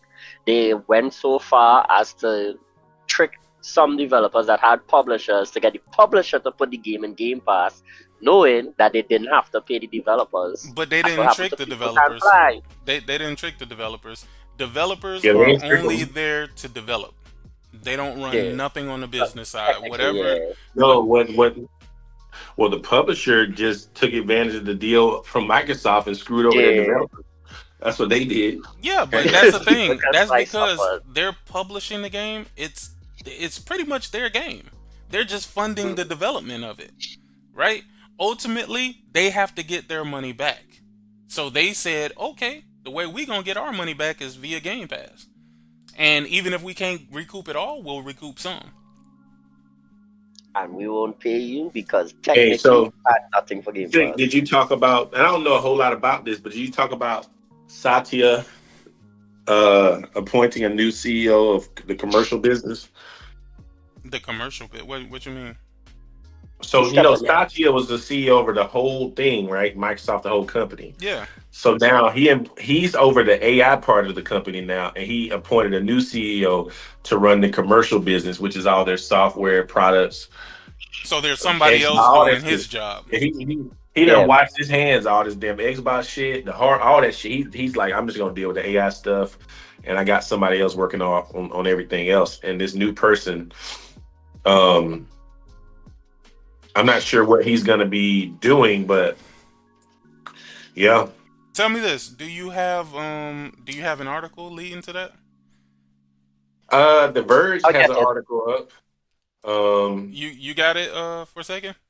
I want to put it up. Let's see what's what. That's what I try explaining to people. Sickhumor, the publisher controls the business of video games. The developers only control the production of the game. That's correct. Now, where it kind of sucks is if the developers worked out some sort of deal with the publishers for them to receive royalties or for them to receive bonuses based on sales. That would totally undercut, that particular deal. If that is the case. They Sicker. All right. In YouTube chat. All right, let me open this. There we go. Microsoft CEO Satya Nadella shakes up his own job, appoints new CEO to run the company's biggest business. Microsoft has promoted Judson Althoff to CEO of its commercial business, a significant move allowing CEO Satya Nadella to focus solely on AI innovation and technical development. The reorganization unifies sales, marketing, and operations under Althoff, aiming to bolster Microsoft's position in the competitive AI landscape and drive future growth. Now, here's the thing.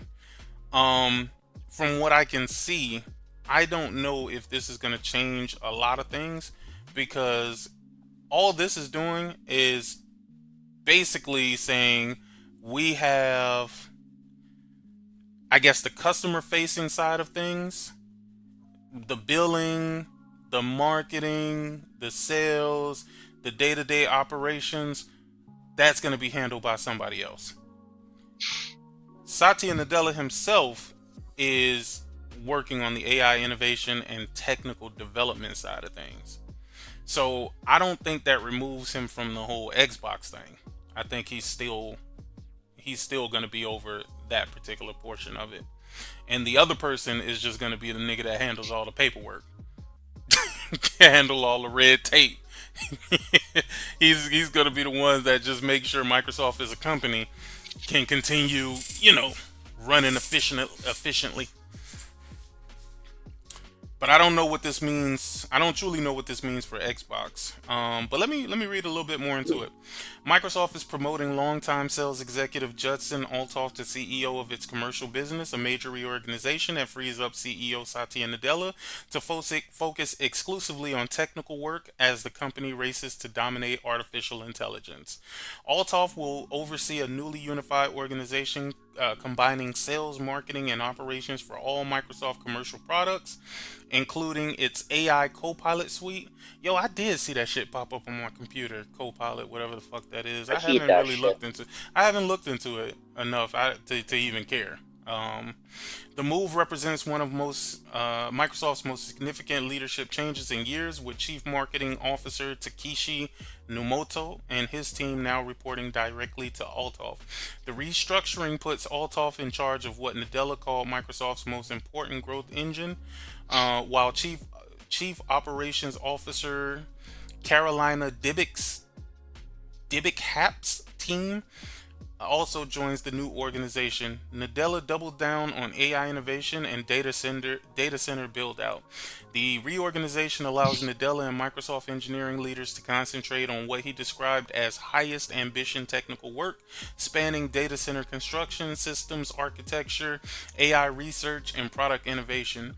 We are in the midst of a tectonic AI platform shift, one that requires us to both manage and grow our at-scale commercial business today while building the new frontier, Nadella wrote in an email to employees Wednesday. Althoff joined Microsoft in 2013 and has led the company's global sales organization for 9 years. He was the architect behind Microsoft Customer and Partner Solutions, which has become the tech giant's primary revenue driver. Oh, that's why they made him the CEO. He recently returned from an 8-week sabbatical to assume his expanded role. You know you live in a comfy life when you can just go take a sabbatical, nigga. Like I woke up one day and I was like, you know what? Just gonna go take a sabbatical, nigga. I'll be back. I'll be back, bro. Like, Man was gone for 8 paid weeks. Yo, and then he comes back. And he's a CEO, nigga. Like, that's crazy. It's crazy work right there. The changes comes as Microsoft faces intensifying competition in AI from rivals including Google and OpenAI, its key partner. That's where I got those AI generated pictures from Google. I like Google AI. I don't know why. With pictures, it's really funky though, because it never makes exactly what you want and things look like weird to a certain degree. But it makes some clean images, man. Microsoft consolidated its separate AI tool marketplaces into a single Microsoft marketplace, combining developer tools from Azure Cloud Services with AI agents designed to automate business tasks. Althoff will lead a new commercial leadership team, bringing together executives from engineering, sales, marketing, operations, and finance to drive product strategy with a shared accountability for execution. Okay, he might actually save Xbox, maybe. Depending on if his focus is Xbox, he might be looking at Xbox like, get this shit the fuck out of here.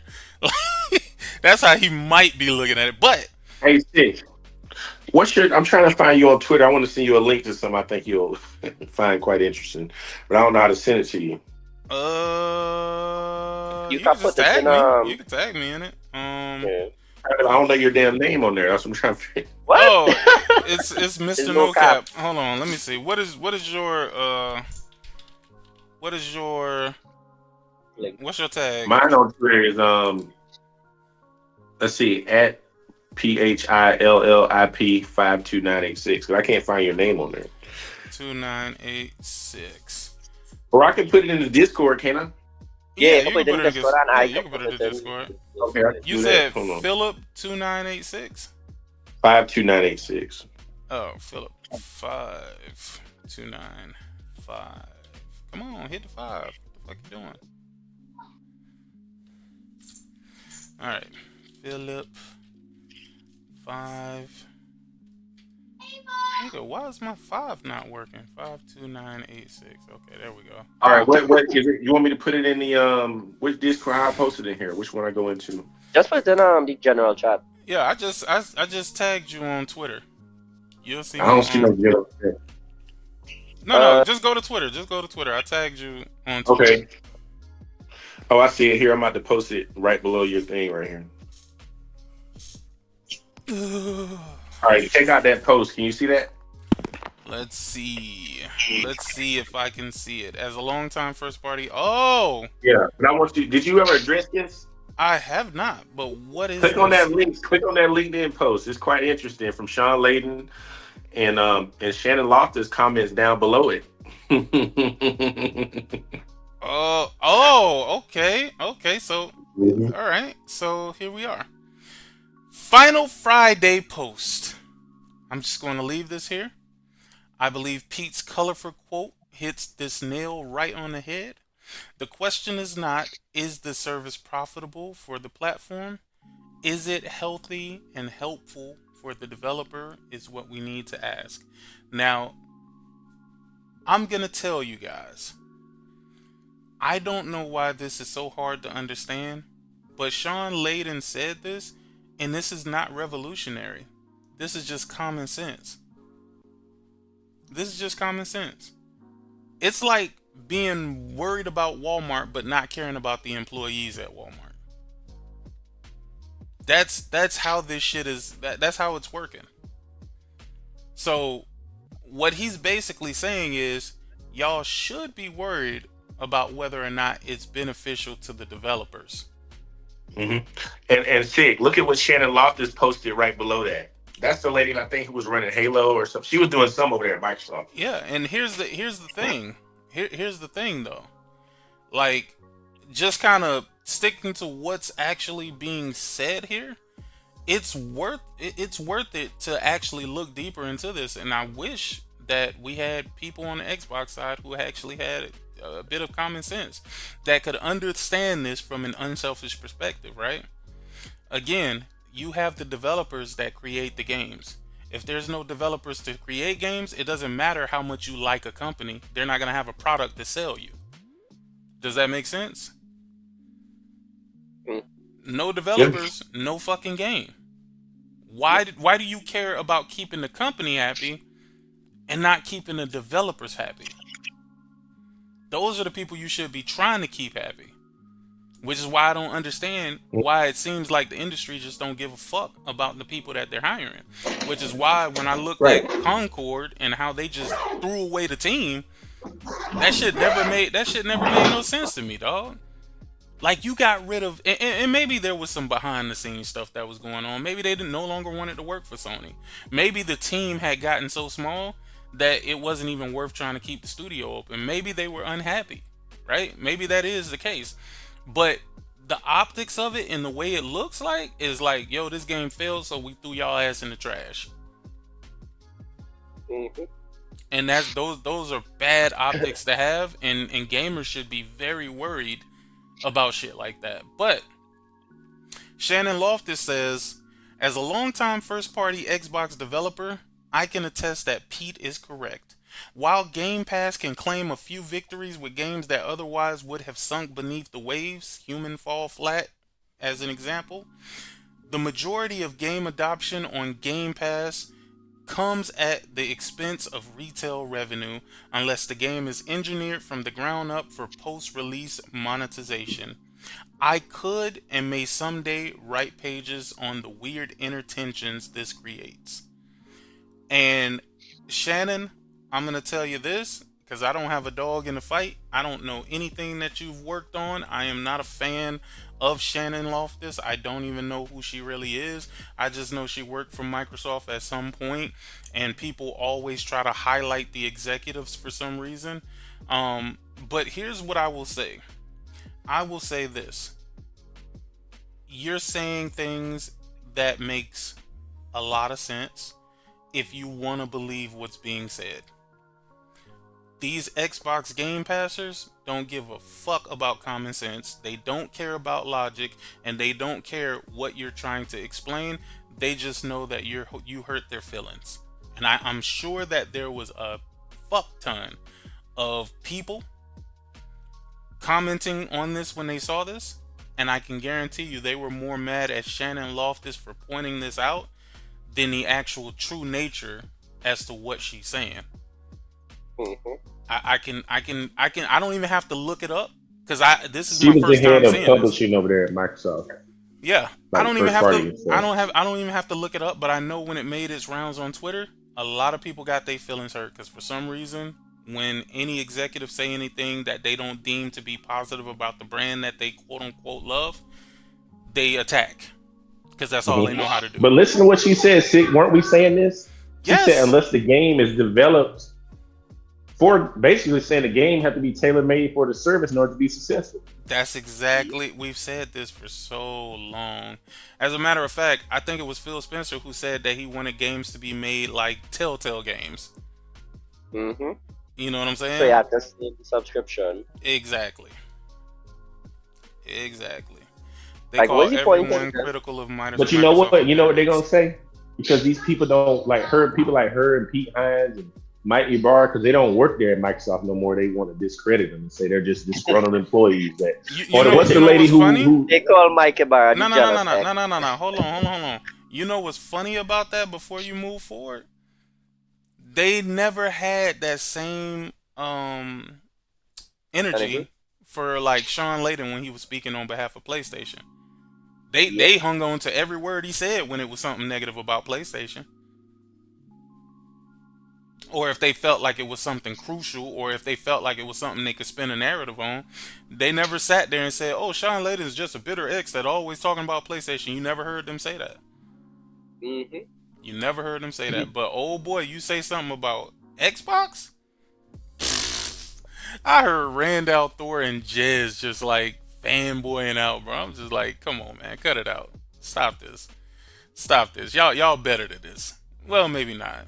But still, I would like to hope that y'all better than this. They call everyone critical of Microsoft a bitter ex. Yeah, quick distribution rollout. They didn't even give it a chance. Wolverine is going to be a banger. He is the entry to the X-Men game that's coming after Wolverine. What's up, Jemiah? Did anyone ask ChatGPT how Xbox can be successful? Nope. I don't think anybody cares. It's a done deal, baby. At this point, everybody wants Microsoft to just wind the fuck down. Mm-hmm. That's it.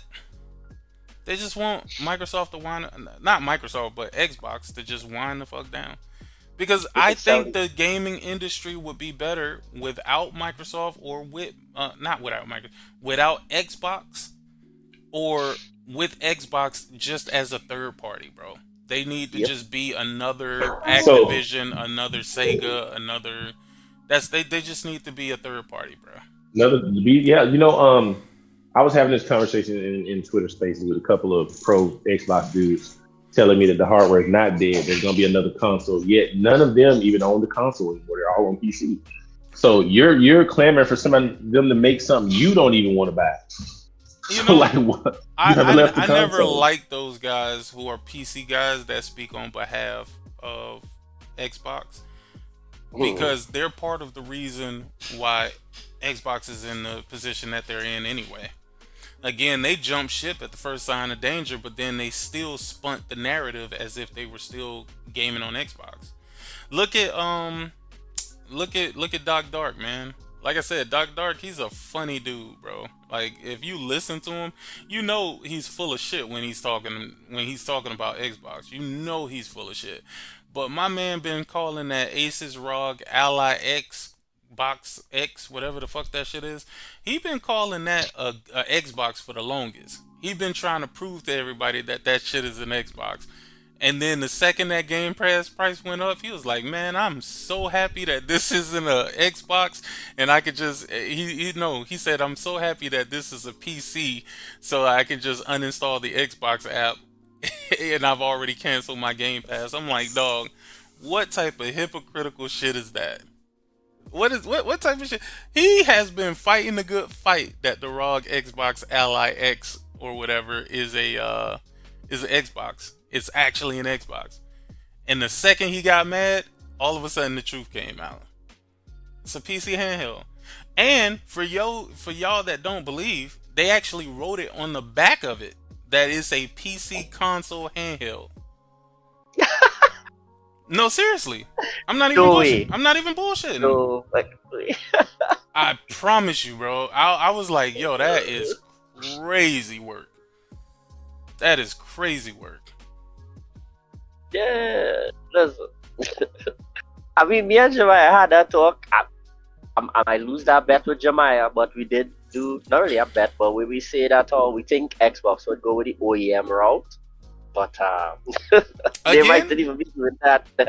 I'm gonna tell you why that still doesn't make any sense to me. And you know, I was against what Jemiah was Yeah, saying yeah. because I'm like, Also, yo, Jemiah said, the Xbox brand cannot even sell Xboxes. How are you gonna sell other hardware? Like, how is that even possible? Make it make sense. The Xbox brand cannot sell Xboxes, but it's supposed to sell other hardware with the Xbox name on it?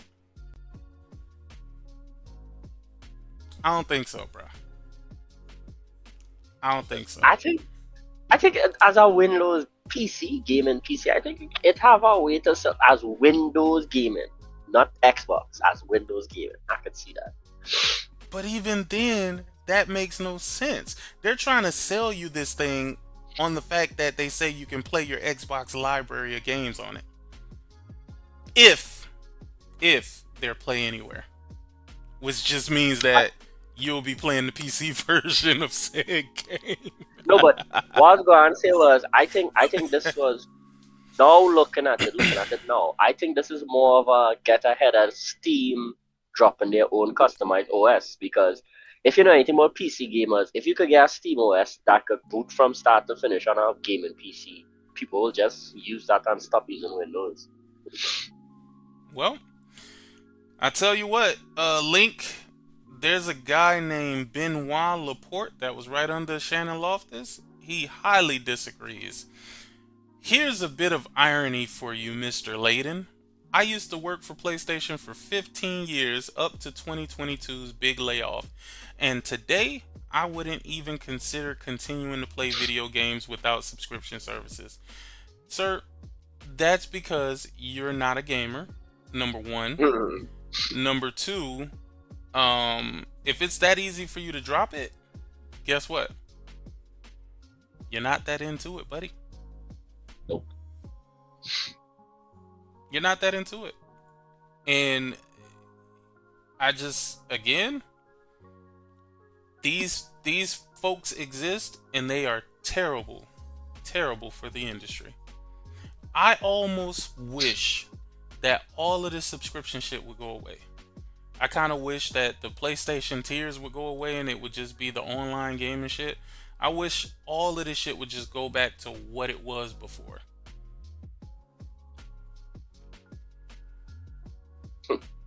I wish it would, because I feel like the way they're doing business has conditioned people to feel like they shouldn't have to pay for games. If I wait long enough, they'll put it in the service. And most people don't even like gaming enough to want to play it day one. You know, and there's no real FOMO there. What's up? No. Did you look at the Sir Connor numbers for this month or last month? Did you talk about that? I don't know. I didn't. You got anything to point out that's interesting? You know how they were claiming. Well, first link me to it, because I don't have a link for it. Hold on, I'm about to. Let me see if I can pull it up real quick. I'm linking. Does he say one Nib was talking about? I know Nib had posted some of the numbers. Nib posted some. Somebody else posted some too. J-Dub. Let's see. I know that Helldivers didn't charge as high as they thought it was going to charge. That was the dumbest. So to this day, that's still dumb. So let me get this right. Y'all think that the people that don't buy games in any capacity, really, we're gonna pay $40 for a video game that essentially they had to wait years to get? Yes. They only wanted that game on Xbox so that PlayStation fans couldn't say that it was an exclusive. But all these outlets was claiming that their reports are saying it's selling better on Xbox than it did on PlayStation. No. Anybody report that? Need to get a journalistic credential. Listen, Throw away. we see where Xbox is right now, right? You can lie to the consumers. You can lie to the customers. Mhm. You know who you can't lie to? You can't lie to the company that's on the other end of that shit. I posted it under that same tweet that you did. You can look at. I put the total sales for all platforms for the month of August, and I put the Xbox chart up there as well. Okay, so let's see what we got. August 2025 U.S. top best-selling PlayStation games. Physical and full game digital from the Nintendo eShop, PlayStation, Xbox, and PC platforms for publishers in the digital leader panel, ranked on dollar sales. NBA 2K26, Yep. got him again. Yep. Always. got him again. Yo, I'm telling you, that NBA 2K26 is just like Call of Duty, bro. Dog, I've already heard people talking shit about NBA 2K26, saying that all of the players play the same, like they all play alike, so it makes the game unfun. I guess they're using the same strategy to freaking win. I mean, that's kind of where we at right now. But they got them again. They at the top. Madden right underneath. Remember, those games don't have competition on the sick. It's either you get Madden, either you get NBA 2K, either you get FIFA, or nothing. Yeah, but it ain't that serious, bro. It ain't that serious, bro. You don't need a new basketball game every single year, bro. You don't. You just don't. You don't, bro. Mafia: The Old Country. Wow, selling impressively. I'm part of that because I bought it and got the platinum in it too. Metal Gear Solid Delta Snake Eater, Konami Digital. They do shit. Delta Snake Eater is selling well on PlayStation. Let's see if it's gonna be the same on what's the name on Xbox. EA Sports College Football 26. Damn, EA got. Damn, what? Bro, even their DLC. I mean. What is the E? Hold on, let me see what this is. Unless it's the Ultimate Edition, because EA does sell two editions of the sports games. They sell the Ultimate Edition as a separate thing, and the PS version is a separate What are thing. you looking up, Sick? EA Sports MVP bundle. That's the collector's college edition. Football. I think that's college football and Madden together. Oh, that's crazy, bro. That $100 bundle. Yep. Yeah, something like that. Bro, that's great. That $100 bundle is like number 8. Yeah. Yo, that's crazy. Sports is like the sports fans, the biggest in the world. Once you have them, they'll always make money. Every year they'll buy the new version. They'll always support. Yo, that is crazy, bro. Demon Slayer is number 10. Demon Slayer Kimetsu no Yaiba, the Hinokami Chronicles 2. I got part 1 of that game, man. You know, I don't think I ever booted that shit up. I hope it ain't got no online servers or no online trophies, because eventually I'm gonna go and play it. Demon Slayer Kimetsu no Yaiba. That the multiplayer one, then it have trophies. It do? Yeah, if that is the multiplayer one, because I don't think that is the story. No, it is the multiplayer one. The original one? It's a multiplayer game. Yeah. I'm sure of it. Yeah. So they might have lobby trophies. Minecraft is number 11. Call of Duty Black Ops 6 is number 12. Grand Theft Auto 5 is number 3. Yo, get the fuck out of here, bro. Grand Theft Auto Who the fuck is still buying Grand Theft Auto 5? Grand Theft Auto 6 is right around the corner, dog. They have to be trying to get those that money, those shark cards or whatever. That gotta be what it is. It cannot be new people, bro. There is nobody new buying this 2013 ass game in fucking 2025, bro. This is 12 years later, and this shit is still not topping the charts, but in a high position against newer games, which is crazy to me. Let's see. Helldivers 2 is number 14, but that's on the PlayStation side. That has nothing to do with Xbox. So it moved from 25 to 14. No, see, that's all consoles. That's everything. PlayStation, PC. Oh, really? Everything. I thought this was. Oh, yeah, you're right. I just read the shit at the top that said it was the Nintendo eShop, PlayStation, Xbox, and PC. I'm tripping, bro. Damn. So all of that, and they couldn't even move that game to fucking the 14th position, bro?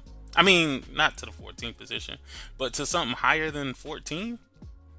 That's crazy. But alright, I'll take it.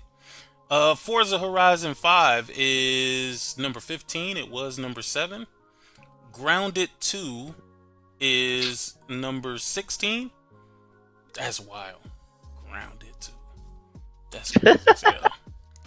That's crazy. Who the fuck buying and playing that bullshit? But I digress. WWE 2K25, 17.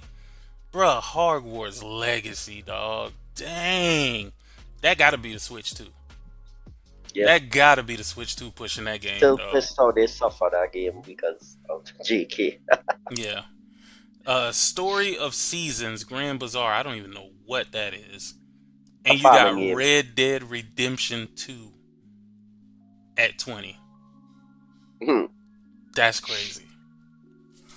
That's crazy as hell. Sony has one game on this list, which is Helldivers. And they ain't got nothing else in the top. And this is only for this month, though, right? This is only... Yeah, I guess they didn't really put nothing out. But then again, where's Spider-Man and all that shit? Come on now. Alright. Where's the other chart?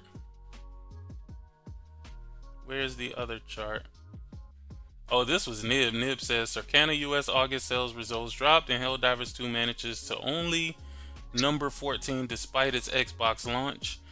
Means Alinea Analytics estimate of it selling close to 1 million on Xbox in 6 days is almost certainly incorrect and greatly overstated. It also remains their estimate Gears of War Reloaded only sold 260K on PS5 and managed 1.3 million players, mostly via Game Pass.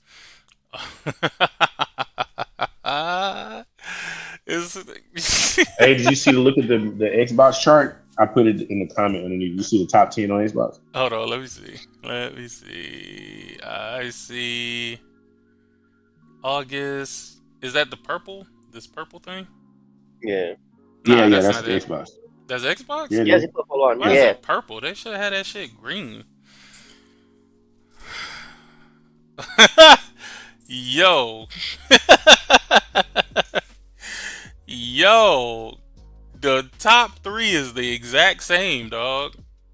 And then you got college football at number 4, Metal Gear at number 5, EA Sports, dog. Hell no, bro. That means the month of August was terrible for game sales. It was terrible for game sales because I know Demon Slayer Kimetsu no Yaiba, while more than likely a great game, I don't see that game selling a lot. Not at all. So I want to know what the actual numbers are on this. I would like to see that, but they're not going to show that because then it makes too much sense at that point. And I was going to say the Demon Slayer movie made a lot of money, so. The Demon Slayer movie made a lot of money. Doesn't mean that the game is going to make a lot of money. And vice versa. Just because the game make a lot of money don't mean that the movie will make a lot of money. True. But just looking at what has been selling, bro, the only thing that's really selling like that is sports titles. WWE, EA Kickoff Bundle, EA MVP Bundle, EA College Football, Madden 26, and NBA 2K26. Then you got the outliers, which is Mafia the Old Country, which, by the way, that game is it's dope as hell, for real.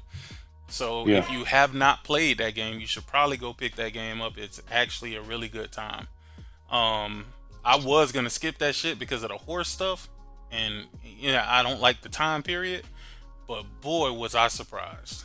I was definitely surprised. Metal Gear Solid Delta. I think a lot of people was waiting on that too. And hey, Konami might be back, man. Konami might be making the right decisions, man. Cause I don't see Silent Hill here. I don't see Silent Hill. Why? Wait, whoa. Hold on. I just realized, bro, we are in October. Why are we looking at August 3rd through August 30th?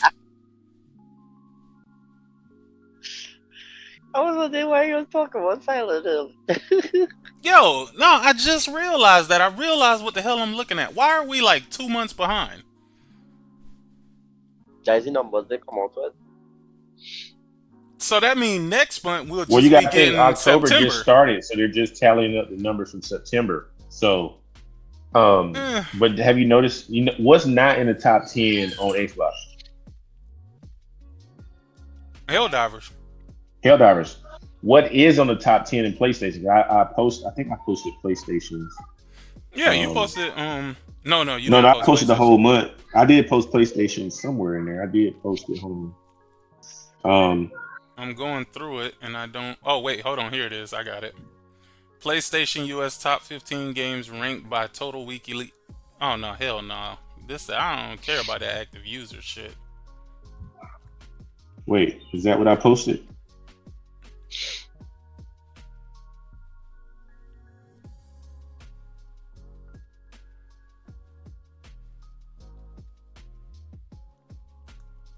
No, I posted top selling games on PlayStation right below the Xbox one.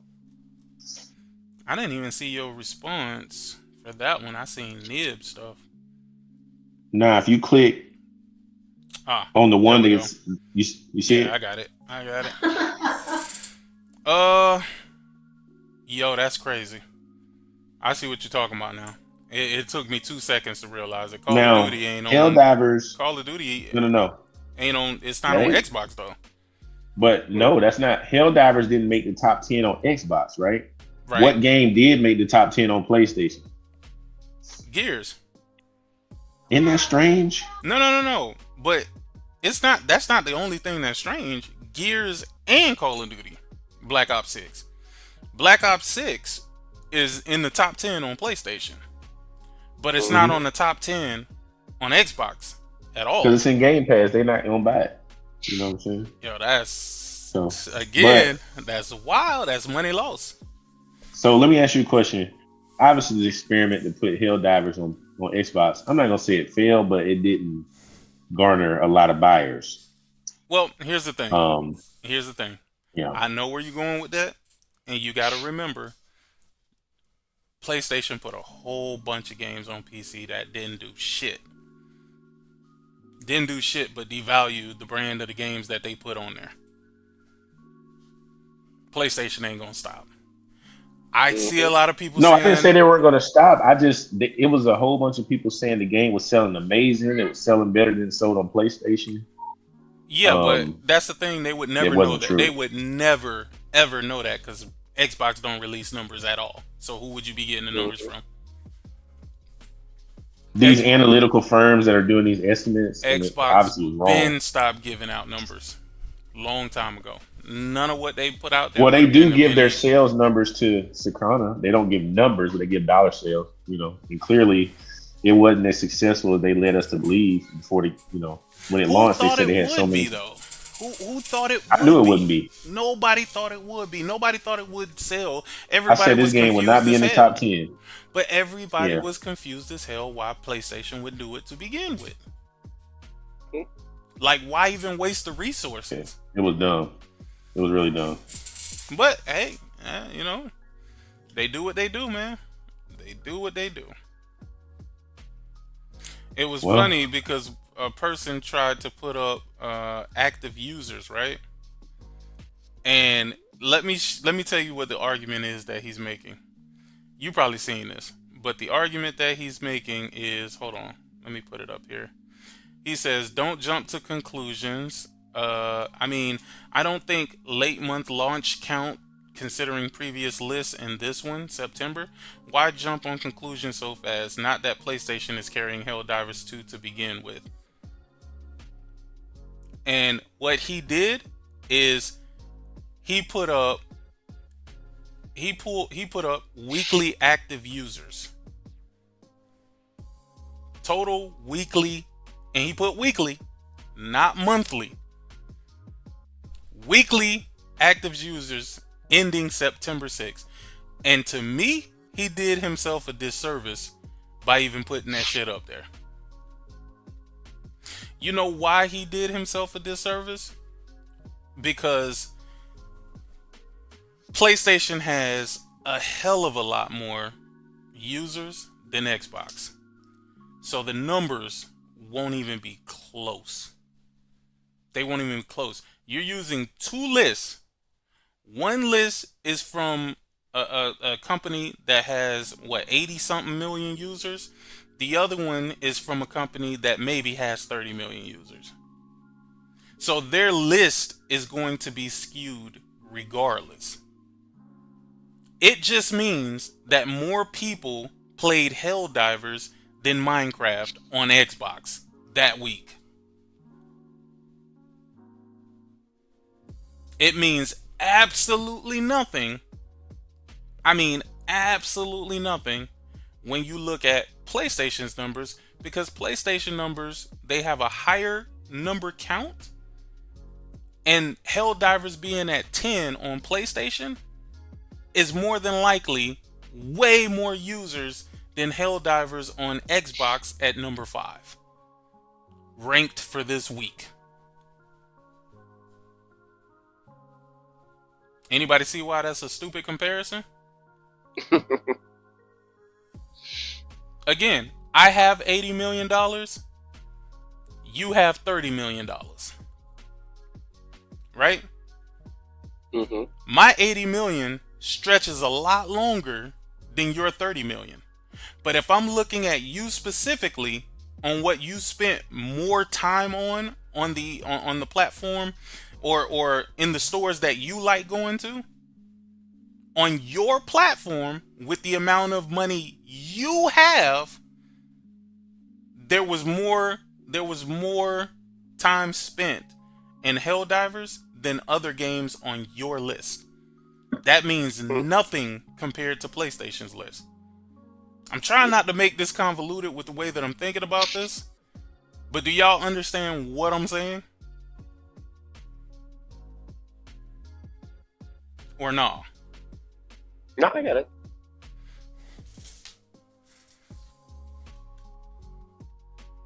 Hold on, what we got here? Where y'all at? Yep. We need to wait for September though. That was August through, and Helldivers 2 was only out for 6 days.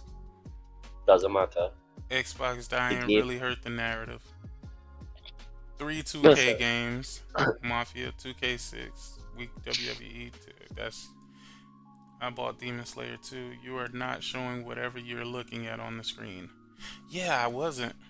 I don't know what I was going through, man. I don't know what it was. But I should have been showing you guys.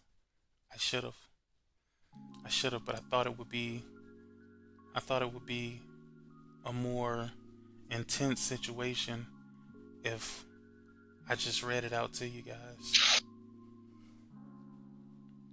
Hold on. I'll put it up here though. Oh, there we go.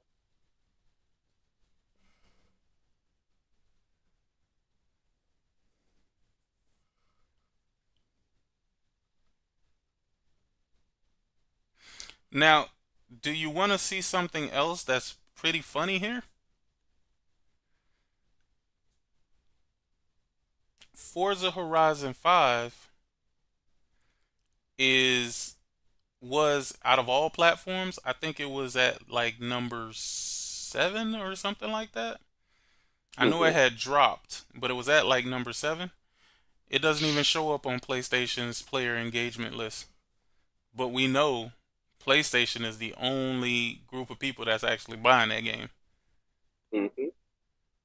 That's the reason why I said this person showing this list makes absolutely no sense.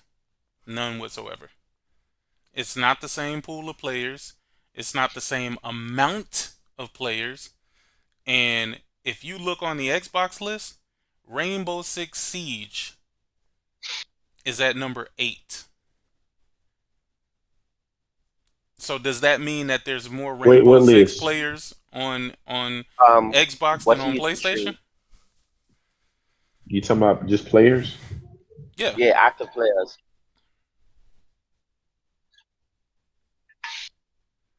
because what it was is this dude named Nelson. He was trying to make a point to say, he said, I mean, I don't think late month launch count considering previous lists and this one. Why jump on conclusion so fast? Not that PlayStation is carrying Helldivers 2 to begin with. And then he put up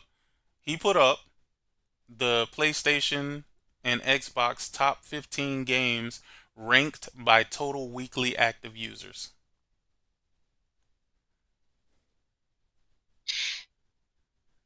You know why that sounds stupid as hell? I'm sure you do. I'm sure you do.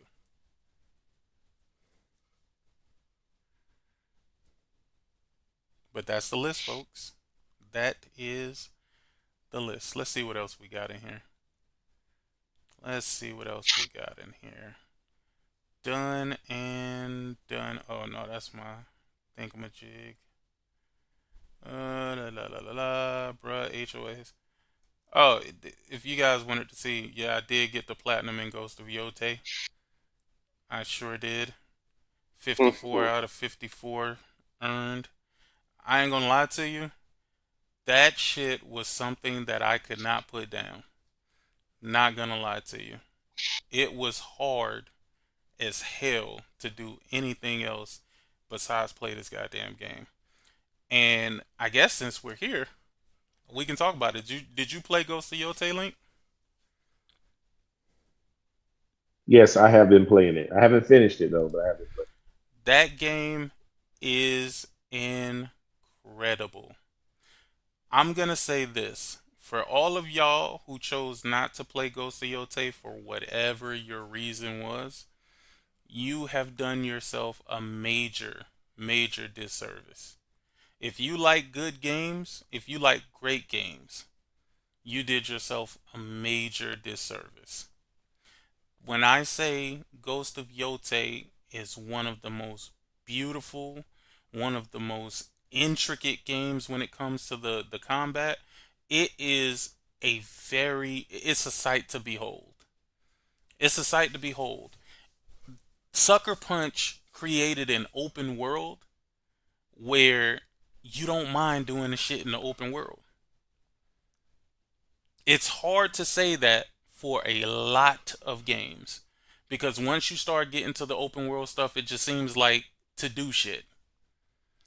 In Ghost of Yotei, it doesn't feel like just stuff to do.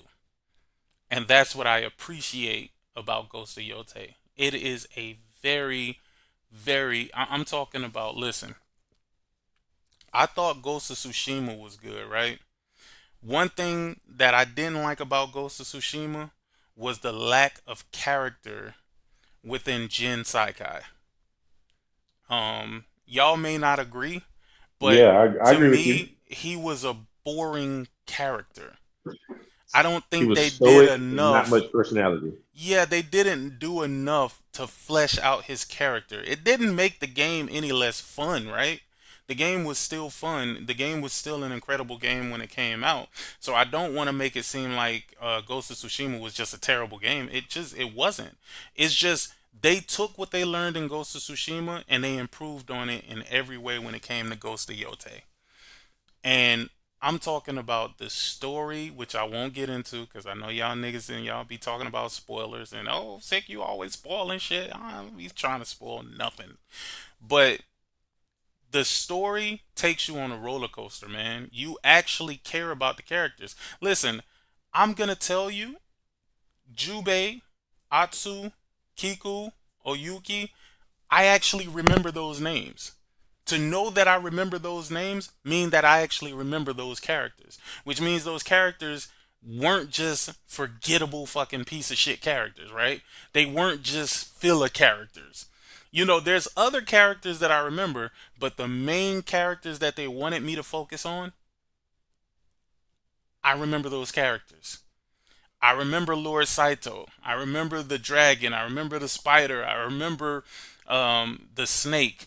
I remember the Oni. You know, I remember Master Takashita. Shit, I don't want to mispronounce the fucking name. But I remember them, dog. And it's like, if you play a game, I'm talking about, and truly play that game, and by the end of the game, you don't know who the characters were, or what the story was about, or what the hell was going on. This was a story that it put me in the mind of Last of Us to a certain degree. I feel like, even almost to a certain degree, that certain people from Naughty Dog helped them work on this game. I'm not going to say why, you would have to experience it for yourself to know. But there were certain things within that game that felt Naughty Dog-ish. Did you feel that way, Link, or was it just me? Maybe Sucker Punch is just getting so much better at what they do that it just kind of felt like that. I don't know. I mean, I haven't made it really, really far, but I Naughty Dog. disagree. That was heartbreaking. The decisions he had to make. That who had to make. We're not talking about the decision. He was talking about his personality. That who had to make. When you were talking about Jen's personality as a character. Yeah, no. I mean, the thing is, that's what we're here for. To be honest with you, I like the disagreement, right? Like, I'll go there. I'll take it there with you, man. I felt Jen was a very boring character in comparison to Atsu, but I feel like Atsu was in deep, bro. Atsu was in deep. And again, I can't go any further because I'll end up spoiling some shit while trying not to spoil it. So I'm just going to say her story was deep. The game started out on 10. The game started out on 10 and remained 10 until the end. For whatever reason. Y'all will figure it out when y'all get there. But in between doing all of that stuff, there was a lot of shrines and stuff. There was the fox dens. There was the wolf dens. I ain't gonna lie, I want a fox. I low-key want a baby fox. I wonder if I could buy a fox. Y'all think I could buy a fox? I ain't gonna even lie. Foxes just Yes, seem you like can, big. but Foxes you seem don't like want them. big cats. I do. No. I do want a fox. Those things pee everywhere, and their pee smells like weed. In that stank sense, you do not want a fox. Nah, I want a fox. I'll train it. You can't train that shit. I'll train it. I will figure out You a way to can't fully, you can't fully domesticate a fox. I will find a way to domesticate a fox. I'll figure Take it out. all that trouble. You don't want all that trouble. Yo, hey, Yeah, I'm not gonna you can't lie. house train them either. You can't house train them either. The Yeah. weapons are fucking amazing in this game, and they all have unique abilities. They all have unique abilities, man. Like, That man was in the toilet. I like the Yari. Have you guys used the Yari yet? You used the Yari yet, Link? Link was gone. He was. Huh? Link just leave. Oh, he left out? Oh, shit. He must have got cut off or something. It's all good. Laugh out loud. If these people could domesticate pumas, lions, tigers, cheetahs, etc. Exactly, right? No. The Odachi is my favorite. I like the Odachi because the Odachi kind of reminds me of like a great sword, just a really thin great sword. So I like the Odachi, but I spent most of my time with the what is the Kurosagi, the Kurisagami. God damn it! What is it called? The chain and sickle, the Kurosami. Yeah, it's called. No, I'm pronouncing it wrong, and I know I'm pronouncing it wrong. It's called the Kurisagami. Hold on, let me see what it's called. Hold on. I think you get ready for this time. Sagami. Go see Yotei. I'm just write go see Yotei, and it should pull up something. Ghost of Yotei. What is it? The Kiri. Kusari Fundo. Kusarigama. The Kusarigama. Okay. The Kusarigama is definitely 100% the shit that Scorpion use. It is Yeah, that's Scorpion weapon. 1000% the shit that Scorpion use. Is a weapon derived from the sickle they used to pick rice and thing with, and they tie a chain to the bottom, and then they spin with a ball, and they usually would toss the ball to grab you, and then the sickle to cut you when they pull you in. Yeah, that's I like the kick with the Yari too. I think it adds some dimension to the battles that you're doing because you need that kick to get some space between you and the enemies, man. Like, listen, I found myself, let me tell you, I did some shit that was so cool in the game and I didn't capture it, and I was so fucking mad, dog. I was so mad. Like, I chained so much shit together and like I killed like 8 enemies simultaneously, bro. Like, it was fucking amazing. I love the bombs and the subtleties of the bombs. You know, you got the blind bomb and you also got the explosive bomb. I forgot what it called. They call it something specific, but it's a bomb. And that shit can wipe out entire crews of enemy until you get far along. When you get far along, you're gonna find out real quick that them bombs, they don't do nothing but piss the enemies off. That's all it do. It pisses them off. And I'm talking about my shit is fully upgraded. Fully upgraded. So Eastern Conference, man, I did some shit that was so amazing, bro. And when I looked at it, I was like, yo, that was sick as hell. But I did not save it. I did not save it. And I'm actually mad about it. I'm mad about it because when I thought about it after the fact, I think it was like maybe an hour or two later, I'm like, damn, I should have saved that. But I was like, my adrenaline was pumping because, you know, you get surrounded by them enemies and they start hitting you hard as fuck. Shout out to Boy Contra. He say, "Sick, you're getting close. If you know, you know." Yes, Scorpion. Yeah, no, I got the platinum in that game, man. It was a really fun platinum too, and I like it. It wasn't a frustrating platinum. And what I did is I played it on. I didn't play it on easy. I didn't play it on normal. I played it on the next step. I forgot what the difficulty was. It wasn't the hardest difficulty though. Okay. It was not the hardest difficulty. There's no way I'm gonna fucking do that. For what? For what? Who am I gonna be proving something to myself? Nigga, I feel like I'm already a beast. I'm already a beast. I don't need to prove it to myself. Fuck no. Lethal, nah, hell no, it wasn't lethal, man. Shout out to them niggas who playing on lethal, man. Y'all niggas is some troopers, bro. I am not gonna frustrate myself, not at all. I think like certain games for me, I'll play it on that level, and certain games I wouldn't play on. Yeah, that it level. was hard, but it wasn't the lethal difficulty. I'm gonna tell you that. It was not that difficulty. Okay. PlayStation records like 1 hour or so back. Yeah, that was going to say, yeah. You don't have like an hour and something, because No, I you have do. my You record do. to the highest. But that's the problem. The problem is that I had went out, like, I wasn't thinking of it like right at that particular moment. I was like, yo, this shit is cool as fuck while I was doing it, right? But then I said, damn, I should have captured it. It was the point that I missed the window, is what I'm trying to say. Oh, okay. Like when I thought about it and said that I wasn't able to recreate it either, because I chained some shit together that just it was. I feel like I glitched through some shit, but it looked cool as fuck, bro. And when you upgrade all of your stuff, oh man, like I'm gonna tell you I can't tell y'all. You know what? Let's get off Ghost of Yotei, because I feel like I'm getting in that realm of I'm about to start spoiling some shit or saying some shit that, you know, that I should say. But it's a good game. I ain't gonna even say it's a good game. It is a great game. I feel like Ghost of Yotei is a masterpiece. I feel like it's a game that I will consider to be a masterpiece. I don't think it's perfect. I'm not in no way saying that this game is perfect. But what I'm saying is, it is a masterpiece. It is a sight to behold. It is a game that I spent $80 on, and I felt like I got every bit of my $80 out of that game.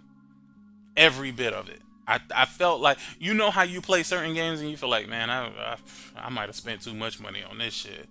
Like, I didn't feel that way at all with Ghost of Yotei.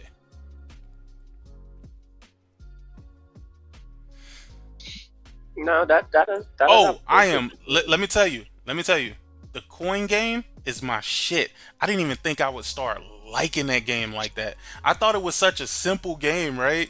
But then when you find out the pickles that you can put yourself in, yo, let me tell you, I was playing against this dude because I was trying to get this charm from him, and yo, it came that we only had one move left. So the game was either gonna go to me or the other person, right? And what I did is, I made him position me. I made him position the coin so that I could actually get the win. I kept purposely bouncing it into the cup because I knew he wasn't gonna have a clear trajectory to be able to hit the other coin, and I knew eventually he would knock it to the side where I could then go in and flick the coin and get the win. And it worked perfectly, bro. It worked perfectly. Yo, I really like that game. I think I wish they would have made more mini games. I guess that's something that they could have worked on. They could have had more mini games in the game. There's one other mini game which isn't kind of a mini game, but you run into it near the end of the game where you have to shoot arrows through some hula hoops, or I guess something like that. I forgot what it's called, but you get a trophy for it if you do it perfectly. And that game was cool, but it wasn't the coin game. The coin game, I was literally in predicaments where I would get like 5 on the board and I'll mess up because I'll go either too hard or too soft and pause. Damn, I just thought about that. Pause. But no, seriously, I would either go a little too hard or a little too soft, and then the computer would come in and just run a perfect game, dog. A perfect game. I'm talking about, this shit pissed me off so bad, and y'all gotta play it. Y'all gotta play that shit. Shout out to John Baptiste. Appreciate the $5 super chat, my brother. He say that duel on top of Mount Yotei was insane, and he wasn't even one of the main bosses. To be honest with you, that was the hardest boss in the game. He was legit the hardest boss in the game. You talking about old boy where you got to get the 5 charms? I think his name is Takizo or something like that. You ever ricocheted a shot and hit at Sick to hit the coin? I have. I seen, you know what? But I've also messed up too. Like, there was a coin in between some cups, right? And I felt like, yo, I could tap this hard enough where at least the side of the coin would hit it on the way out. And every time I try to make it in between the cups, bro, like, it always just kind of bounces against each other and I don't hit anything at all. And I did that a lot of times. That shit actually pissed me off really bad.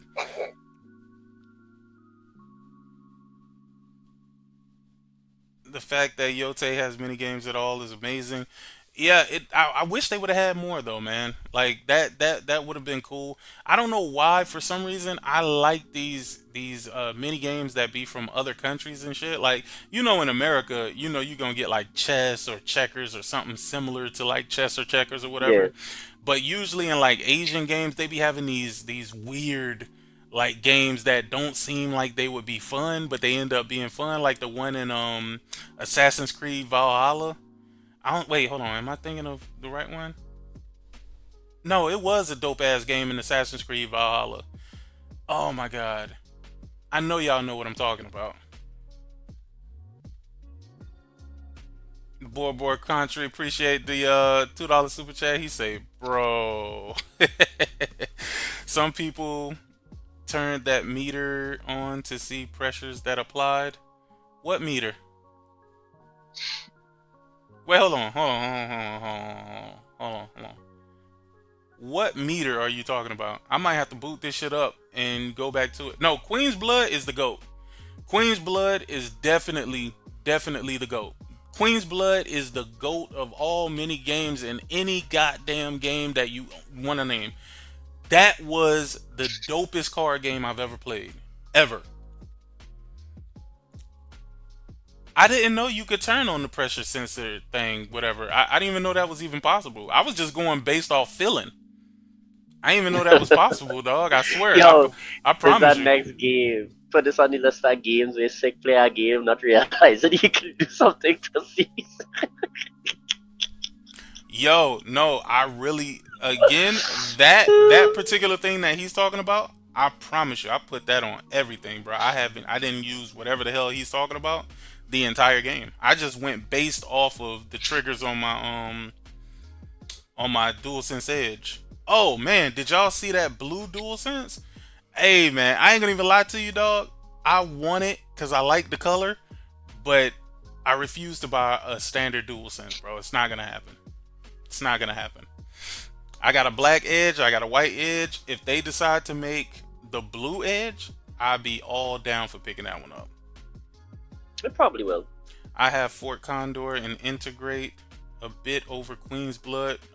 No way. No way. Absolutely no way. Nope. Well, it's your opinion, so I'm not gonna devalue your opinion in this situation. Listen, you're free to have your opinion, but hell no. Queen's Blood is absolutely 100% better, in my opinion. In my opinion, 1,000% better than Fort Condor at any level. Yeah, no. I love my Edge. I hate the fact that they didn't put a bigger battery in there. I think they really need to. Dog, PlayStation need to stop skimping, bro. You charging people an arm and a leg and an asshole for these goddamn controllers and stuff. Put a decent battery in this shit, dog. Wait, but it doesn't last longer than the regular controller. Hell no. Hell no, it don't. Anybody who tell you that the DualSense Edge lasts longer than a regular controller, they lying to you, bro. They lying to you, bro. I have not seen it myself. I have not seen it myself, bro. The DualSense Edge feel like it dies in like 2 or 3 hours, especially with intense gaming. With intense gaming, with all the like all the 2 to 3 features hours. activated. Yeah. Oh, okay. And I always have all the features activated. All of the triggers, the goddamn rumble. Yeah, Like, I never got my shit understood why turned all the people way are up. still that off. I never understood why people are still that off. Like the point of the new controller still use all the features. Why turn it off? Yeah, a lot. Well, here's the thing. A lot of the times I do play hardwired with the charger and the controller, so I never really worry about battery life for real. But there's certain instances where I just don't want to wire. You know what I mean? Like I might be laying down in the bed or something, and I don't want a wire stretching across, so I'll unplug it, and like 2 to 3 hours, that should be dead. You could have you don't have plugs by your bed, eh? Oh nah, Corey, I got my shit turned all the way up, and I have every feature enabled. Every feature enabled. Nigga, I want and goes to Yotei. I feel like it uses all of the features of the DualSense. Every feature. I'm talking about the touchpad. I love doing the little drawings and shit. The touchpad is amazing. Absolutely amazing. I have wires all over my place, so I never had to worry about that. My bed had have wires. Yeah, I got a wireless charger that go in the charger port, so my Edge go indefinitely. Yeah, that's what I said. Like I have chargers all over. Like there is nothing. My controller don't run out of battery power. Yeah, now I really love that controller though, man. And you know I have a black one, and I haven't even opened the black one yet. I haven't even opened to use it. So you know, I'm thinking about getting another black one. This man didn't say he wasn't gonna buy no more controllers. No, I said I wasn't gonna buy any more regular DualSense controllers, unless it's one of those custom controllers that really feel like I need to have that joint. But I haven't felt that way. I haven't felt that way in a while for one of PlayStation controllers. I thought that God of War controller was disrespectful as fuck. that shit was just disrespectful, bro. But I use a black DualSense Edge more than the OG white one. I need to get a black DualSense Edge. I plug it into an extension cord and keep it moving. Wasn't there a mention of a DualSense with a possible removal? Yeah. Yeah, I have The heard of new that. one, they said the new one, the new DualSense Edge they Well, working on, let me tell that will you, have it. that is all good and well, but let me tell you the problem with that. The battery isn't really the problem with the DualSense. It's them damn Hmm. sticks. What they should have made is some damn easily removable sticks instead of making easily removable batteries. Or if they really want to be on some pro consumer shit, Halo. make easily removable sticks and batteries. Boom.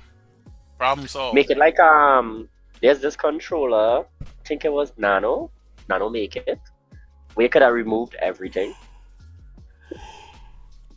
I don't know if you ever saw that controller stick. You could have Which one? removed everything, like it you just unstick, like you pull it up and it come out and then it jam it, you put in a new one.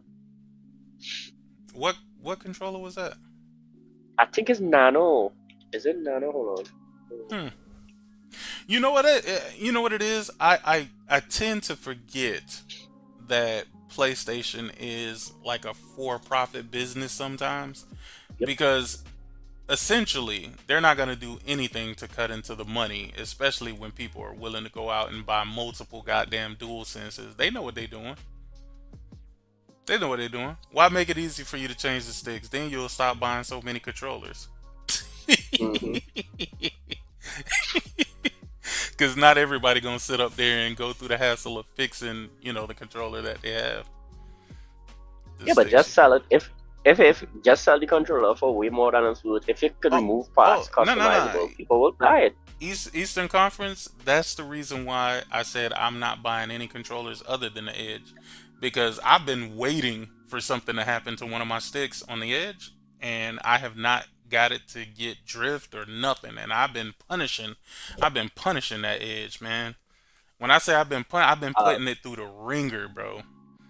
And I can't get it to get no sort of stick drift or nothing like that. And I'm like, yeah, you don't want to get stick drift when I can just pop this bitch out and put another one in there. that is what they use the proper thing for it.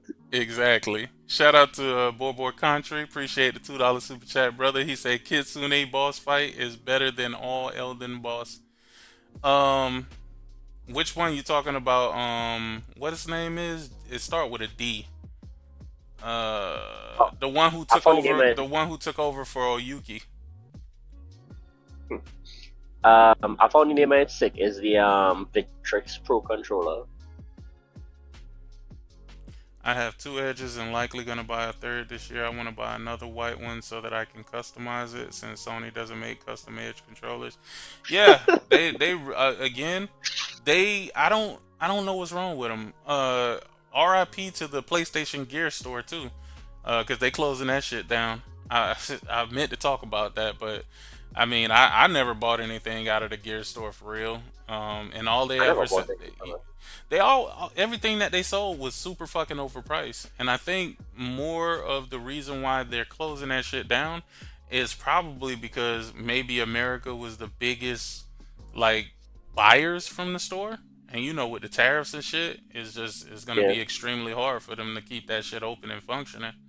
I remember when I was in UK, I just went into Primark and I bought PlayStation shit. Yeah. Like I have a PlayStation bathrobe. Do you? Yeah. I had the slippers, the bathrobe, the hoodie, the track pants, socks. Listen to this pony. Listen to No, this super pony. I was just in England and I was shopping and I saw they had like that and I was like, oh shit, I'm buying this shit. So I have it. Listen to this pony. This pony out here buying all this pony gear. You wanna buy the light? I don't even have the light. You want to buy the light? No. I do the want the light. light. I do want the light. I ain't even tripping, bro. I do want the light. They should have made the Yotei controller a DualSense Edge controller. Nah. I feel like if They you're didn't gonna make make a that controller. DualSense Edge controller and you're gonna make a custom DualSense Edge, you should at least I would love to see like some anime style skins or whatever for the DualSense Edge controller. I think what it is they don't want to potentially make these things and people don't buy them, because then you have a whole bunch of stock with nothing you can't do nothing with. Man walked in Yep. that store and fully decked out in Sony gear. I want a Marvel Tokon Edge controller. Yo, that would be dope if they make one with a lot of characters on the controllers and not just some outline. Because I swear Sony be doing like some real basic shit when it comes to their controllers. But they never really You been know crazy what? with the controllers. Not even with the PS4. You know, a while they announced that fight stick with token, and they didn't have that fight stick with token shit on it. Yeah. You know what? You might be right, Dewan. I think that's what they should do. The order upon request. I think Hmm. that definitely should be how they roll with it. Oh boy. Rest in peace to the Xbox. Rest in peace to the PlayStation Gear Store. Shout out to Europe for protecting their consumers at least a lot better than America does. And well, it's so hard to say goodbye to the Xbox. Actually, it really ain't hard. It's actually easy as hell to say goodbye, bro. Because be honest with you, I'd rather them just come out and say they're not going to make any more hardware, but they're going to make fantastic games. And then, I think that'll be the best thing for the industry and everybody else, man. Because I think they tried some real foo-foo ass shit, and it didn't do anything. It didn't help anyone. You know what I mean? It helped people who didn't plan on selling many games to begin with, but it didn't help anybody who actually needed to look forward to sales. So, Hmm. if they don't make a Tocon fight controller, then they absolutely missed out on a good opportunity. Yep, I can almost assure you, they're not making no custom fucking fight stick. They just Nah, gonna give you that white and black fight stick and tell you to be happy with it. which Don't is that wild. blue DualSense light up? I don't think so. Do it? I don't know. That might be a reason for me to get it if it does. Hold on, let me look into Okay. this. PlayStation Blue DualSense Limited. Let's see. There we go. The Icon Blue. First look at the DualSense wireless controller Icon Blue Special Edition. I ain't gonna lie, this shit look tough. I like this color. Blue is my favorite color, bro. Not even because of PlayStation. I'm talking about as a kid growing up. Blue has always, maybe that's why I kind of drifted towards PlayStation, man, because they ran with the whole blue. For What? real. I don't know, maybe. But yeah, no, I really like this. I like this color wave, man. Um, let's see, starting October 20th in the US and Canada, October 28th in Mexico and Chile, the DualSense wireless controller Icon Blue Special Edition will be available for a recommended retailer price of $84.99. COP at Walmart locations in the regions as well as on Walmart's official site. From the moment the console powers on and the DualSense controller lights up, that signature blue glow signals the start of something special. It's the spark that draws you into new worlds and immersive gameplay. Listen, you ain't got to sell it to me, but no, this controller does not light up. When they were talking about the blue glow signals the start of something special, they're talking about the PlayStation starting up, not the controller. Oh man, I was gonna say, man, I might need to get, I might need to grab that. I might need to grab that thing right there, right there, right there, right there, right there, right there, right there, right there, right there. Let's see, the metallic candy apple red. Oh, that Is- sucks. Red is the best color. Don't at me. Blue and black is my favorite color. Oh man, nah, that does look dope. Let me see what's on the PlayStation blog, man. Let's see if they talking about anything here. Oh, what do y'all think about the Alan Wake 2 being a PlayStation Plus monthly game? Y'all Yeah. excited? I think it made enough. It sold enough on its own, and now they're putting it in it. I think Plus is the best way for how you do games. Like after you feel it done, sell and then not sell it no more. Throw it in Plus, maybe get some people attention, and some people might buy it. That makes sense. That makes sense. Everybody said that that's what Microsoft should have did with Game Pass, but hey, Game Pass Microsoft, will always be the dumbest thing ever. listen, Microsoft knows best, buddy. Microsoft knows best. Shit. Let's see. Oh, they Like, I tell finally arrested Buddy? They finally we got him, arrested. huh? Oh, the last guy. Yeah, that Derek Groves guy. They finally got Yo, him, that huh? people make real money on eBay because somebody, I remember they had them, the weird betting apps where you could bet on anything, and they were like betting on who would get caught first, and somebody watched that guy and was like, "This guy not gonna get caught anytime soon. He's the last person." I betting money on that. Well, he got caught in Georgia too, which is Man was right crazy. there. I know he pissed. I know he pissed though. Like, dog, you gotta go and sit in a shithole jail now again. Oh wait, whoa, what is this? Yo, PlayStation, bruh, PlayStation be man. Hold on, man. Let me bring y'all in here real quick. Oh, y'all is in here. Look at this shit. I don't know why this look dope. Dr. Rose, are you okay? Dr. Rose! Don't worry about me. We'll meet again, I promise.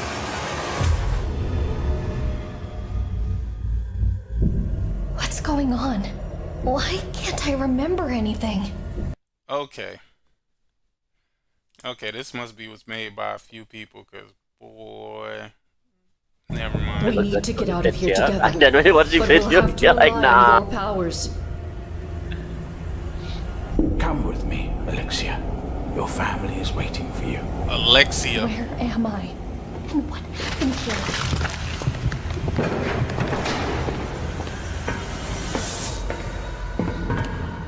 Once we're out of here, I promise to explain everything you want to know.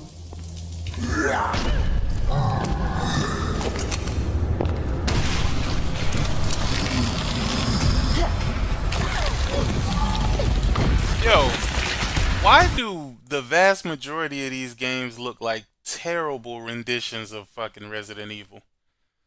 Like, they look like terrible, terrible renditions of Resident Evil, man. Like, it's something that looks so low budget about this game that it's hard to, like, low key take it serious. But it might turn out to be a dope game. It's called Psycho Dead. Psycho Dead. Yo, what is up with all of these horror games, man? Like, I ain't mad at them, but Hey, buddy. they finally Heard get you bought into yourself it. a new house.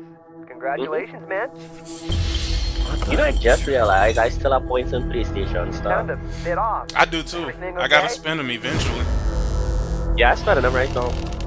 Before they fully close up the store and don't want to give them a PSN cards. Yo, I seen this game on the PlayStation Store, man. I think I'm gonna cop it. It's like a nun game, but it's like a action adventure game where the nun is like kicking ass and taking names. God damn. What's going on? I'm so pissed. Have I gone mad I like or is the house haunted? 13 points short I get to the next 5 in those cards. Not to be that's no point. I can't remember.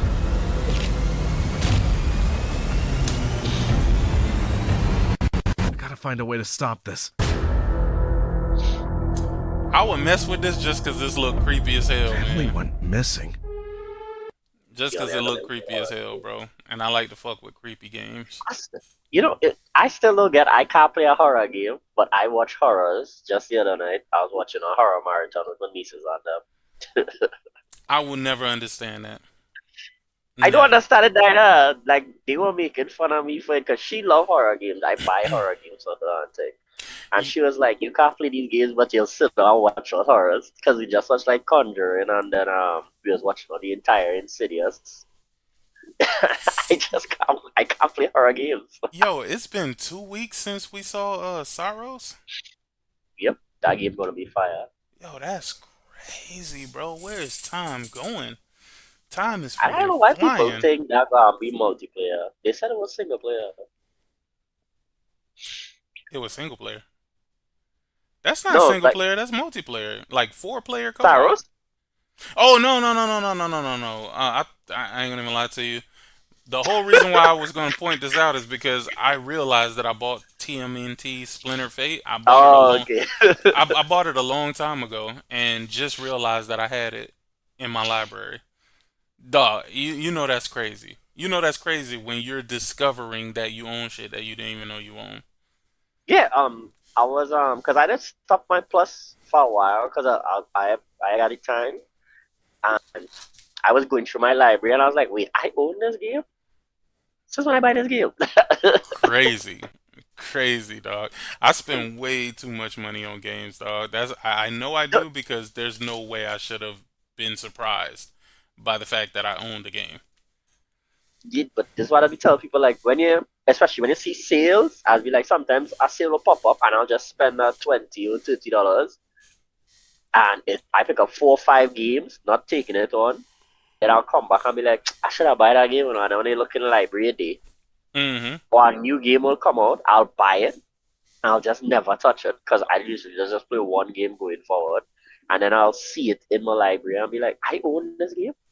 Let's see. You see the game clearly inspired by John Wick and like Resident Evil? Yeah, I actually watched it on the last stream. I forgot what it's called, but I know exactly what you're talking about. Yeah, that was a Korean game, man. Yeah. Yeah, No, that was the one no. where you Wait, had to was it a fight. Korean game? I don't think it I was thought it was a Korean. Korean game because the John Wick guy was your enemy. I don't know if it was a Korean game. That wasn't the Ananta. No, that wasn't that. No, that was. No, that wasn't Ananta. It's the clear ripoff of Spider-Man, all kind of shit combined. It was. Hold on, let's go to videos. Project I Retrograde. know when I see it. I don't know it when I see it. You said Project Retrograde? Yeah, that we call it. Project Retrograde. Retrograde. That sounds familiar, so you might be right. Oh man, I gotta boot up Firebreak, man. Now that I don't finish Yotei, I gotta boot up Firebreak and see what's new. See what's new. I think I'm one of the few people that actually like that game. I'll play with you. I like that. I guess it's inspired by Control. Oh, you did play. You did play with me and Sarge. Yeah. Never mind, I totally forgot. It's been a while. Readers. Project Retro. Jemima still getting Arc Readers. He's not here. Was that the free-to-play game? Yeah, this is it. It's not free to play. You had to pay for it. It's $39. Oh, that's not bad. Yeah. Deluxe edition, what you get? Base game, cosmetics, wonder, cosmetics, character, cosmetics. I had to pay to get coins to play the game. Yo, I swear, I feel like we're regressing when it comes to these games. It feels like only like PlayStation and like big publishers are putting out like super high quality, high detail games. Like this game looks cool, but it still looks dated a bit. I think because remember they have to recoup they don't have the investment to wait it out and polish it to the best ever. They have to drop it as soon as possible. So sometimes they cut corners and try to sell the game and then release it. This shit look like it's gonna be fire though. I ain't gonna even lie. But I wonder if it has enough variation that it'll keep you, engaged. It's a zombie game, man. Yeah, it's a zombie game, but what I'm saying is, like, you see he's doing all of that with the pistol, but is there enough variation to keep you engaged? Is there enough combat styles to keep you from feeling like, damn, I'm doing the same thing over and over again?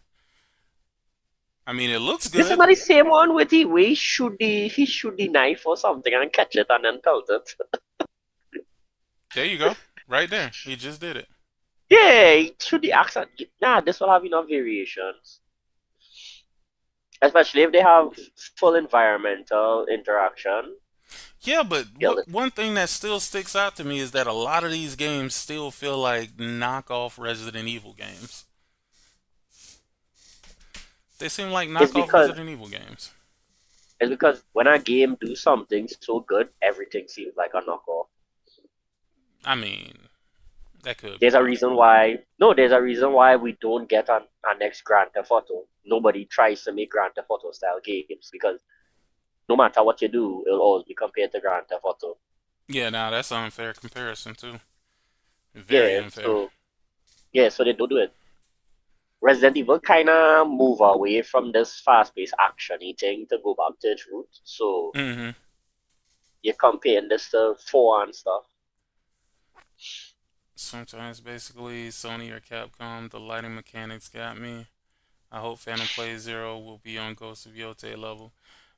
I would not expect that, not graphically, Nah. but as far as like combat and stuff, I think it's gonna be comparable for sure. Oh Um, yeah. I guess that's my time, man. It's been fun. Yeah. It's been Peace out. fun, but I gotta get the hell up out of here. Go take a piss. Uh, it's Later. it's been about 4 hours. I don't know why, Mhm. man. It didn't feel like 4 hours at all, bro. Honestly, I feel like I only been here for like maybe an hour, hour and a half. But Yeah. trust me, I ain't finna be going too long. I ain't gonna be going too long. But all right, y'all. Y'all have a good one, and we out. Deuces.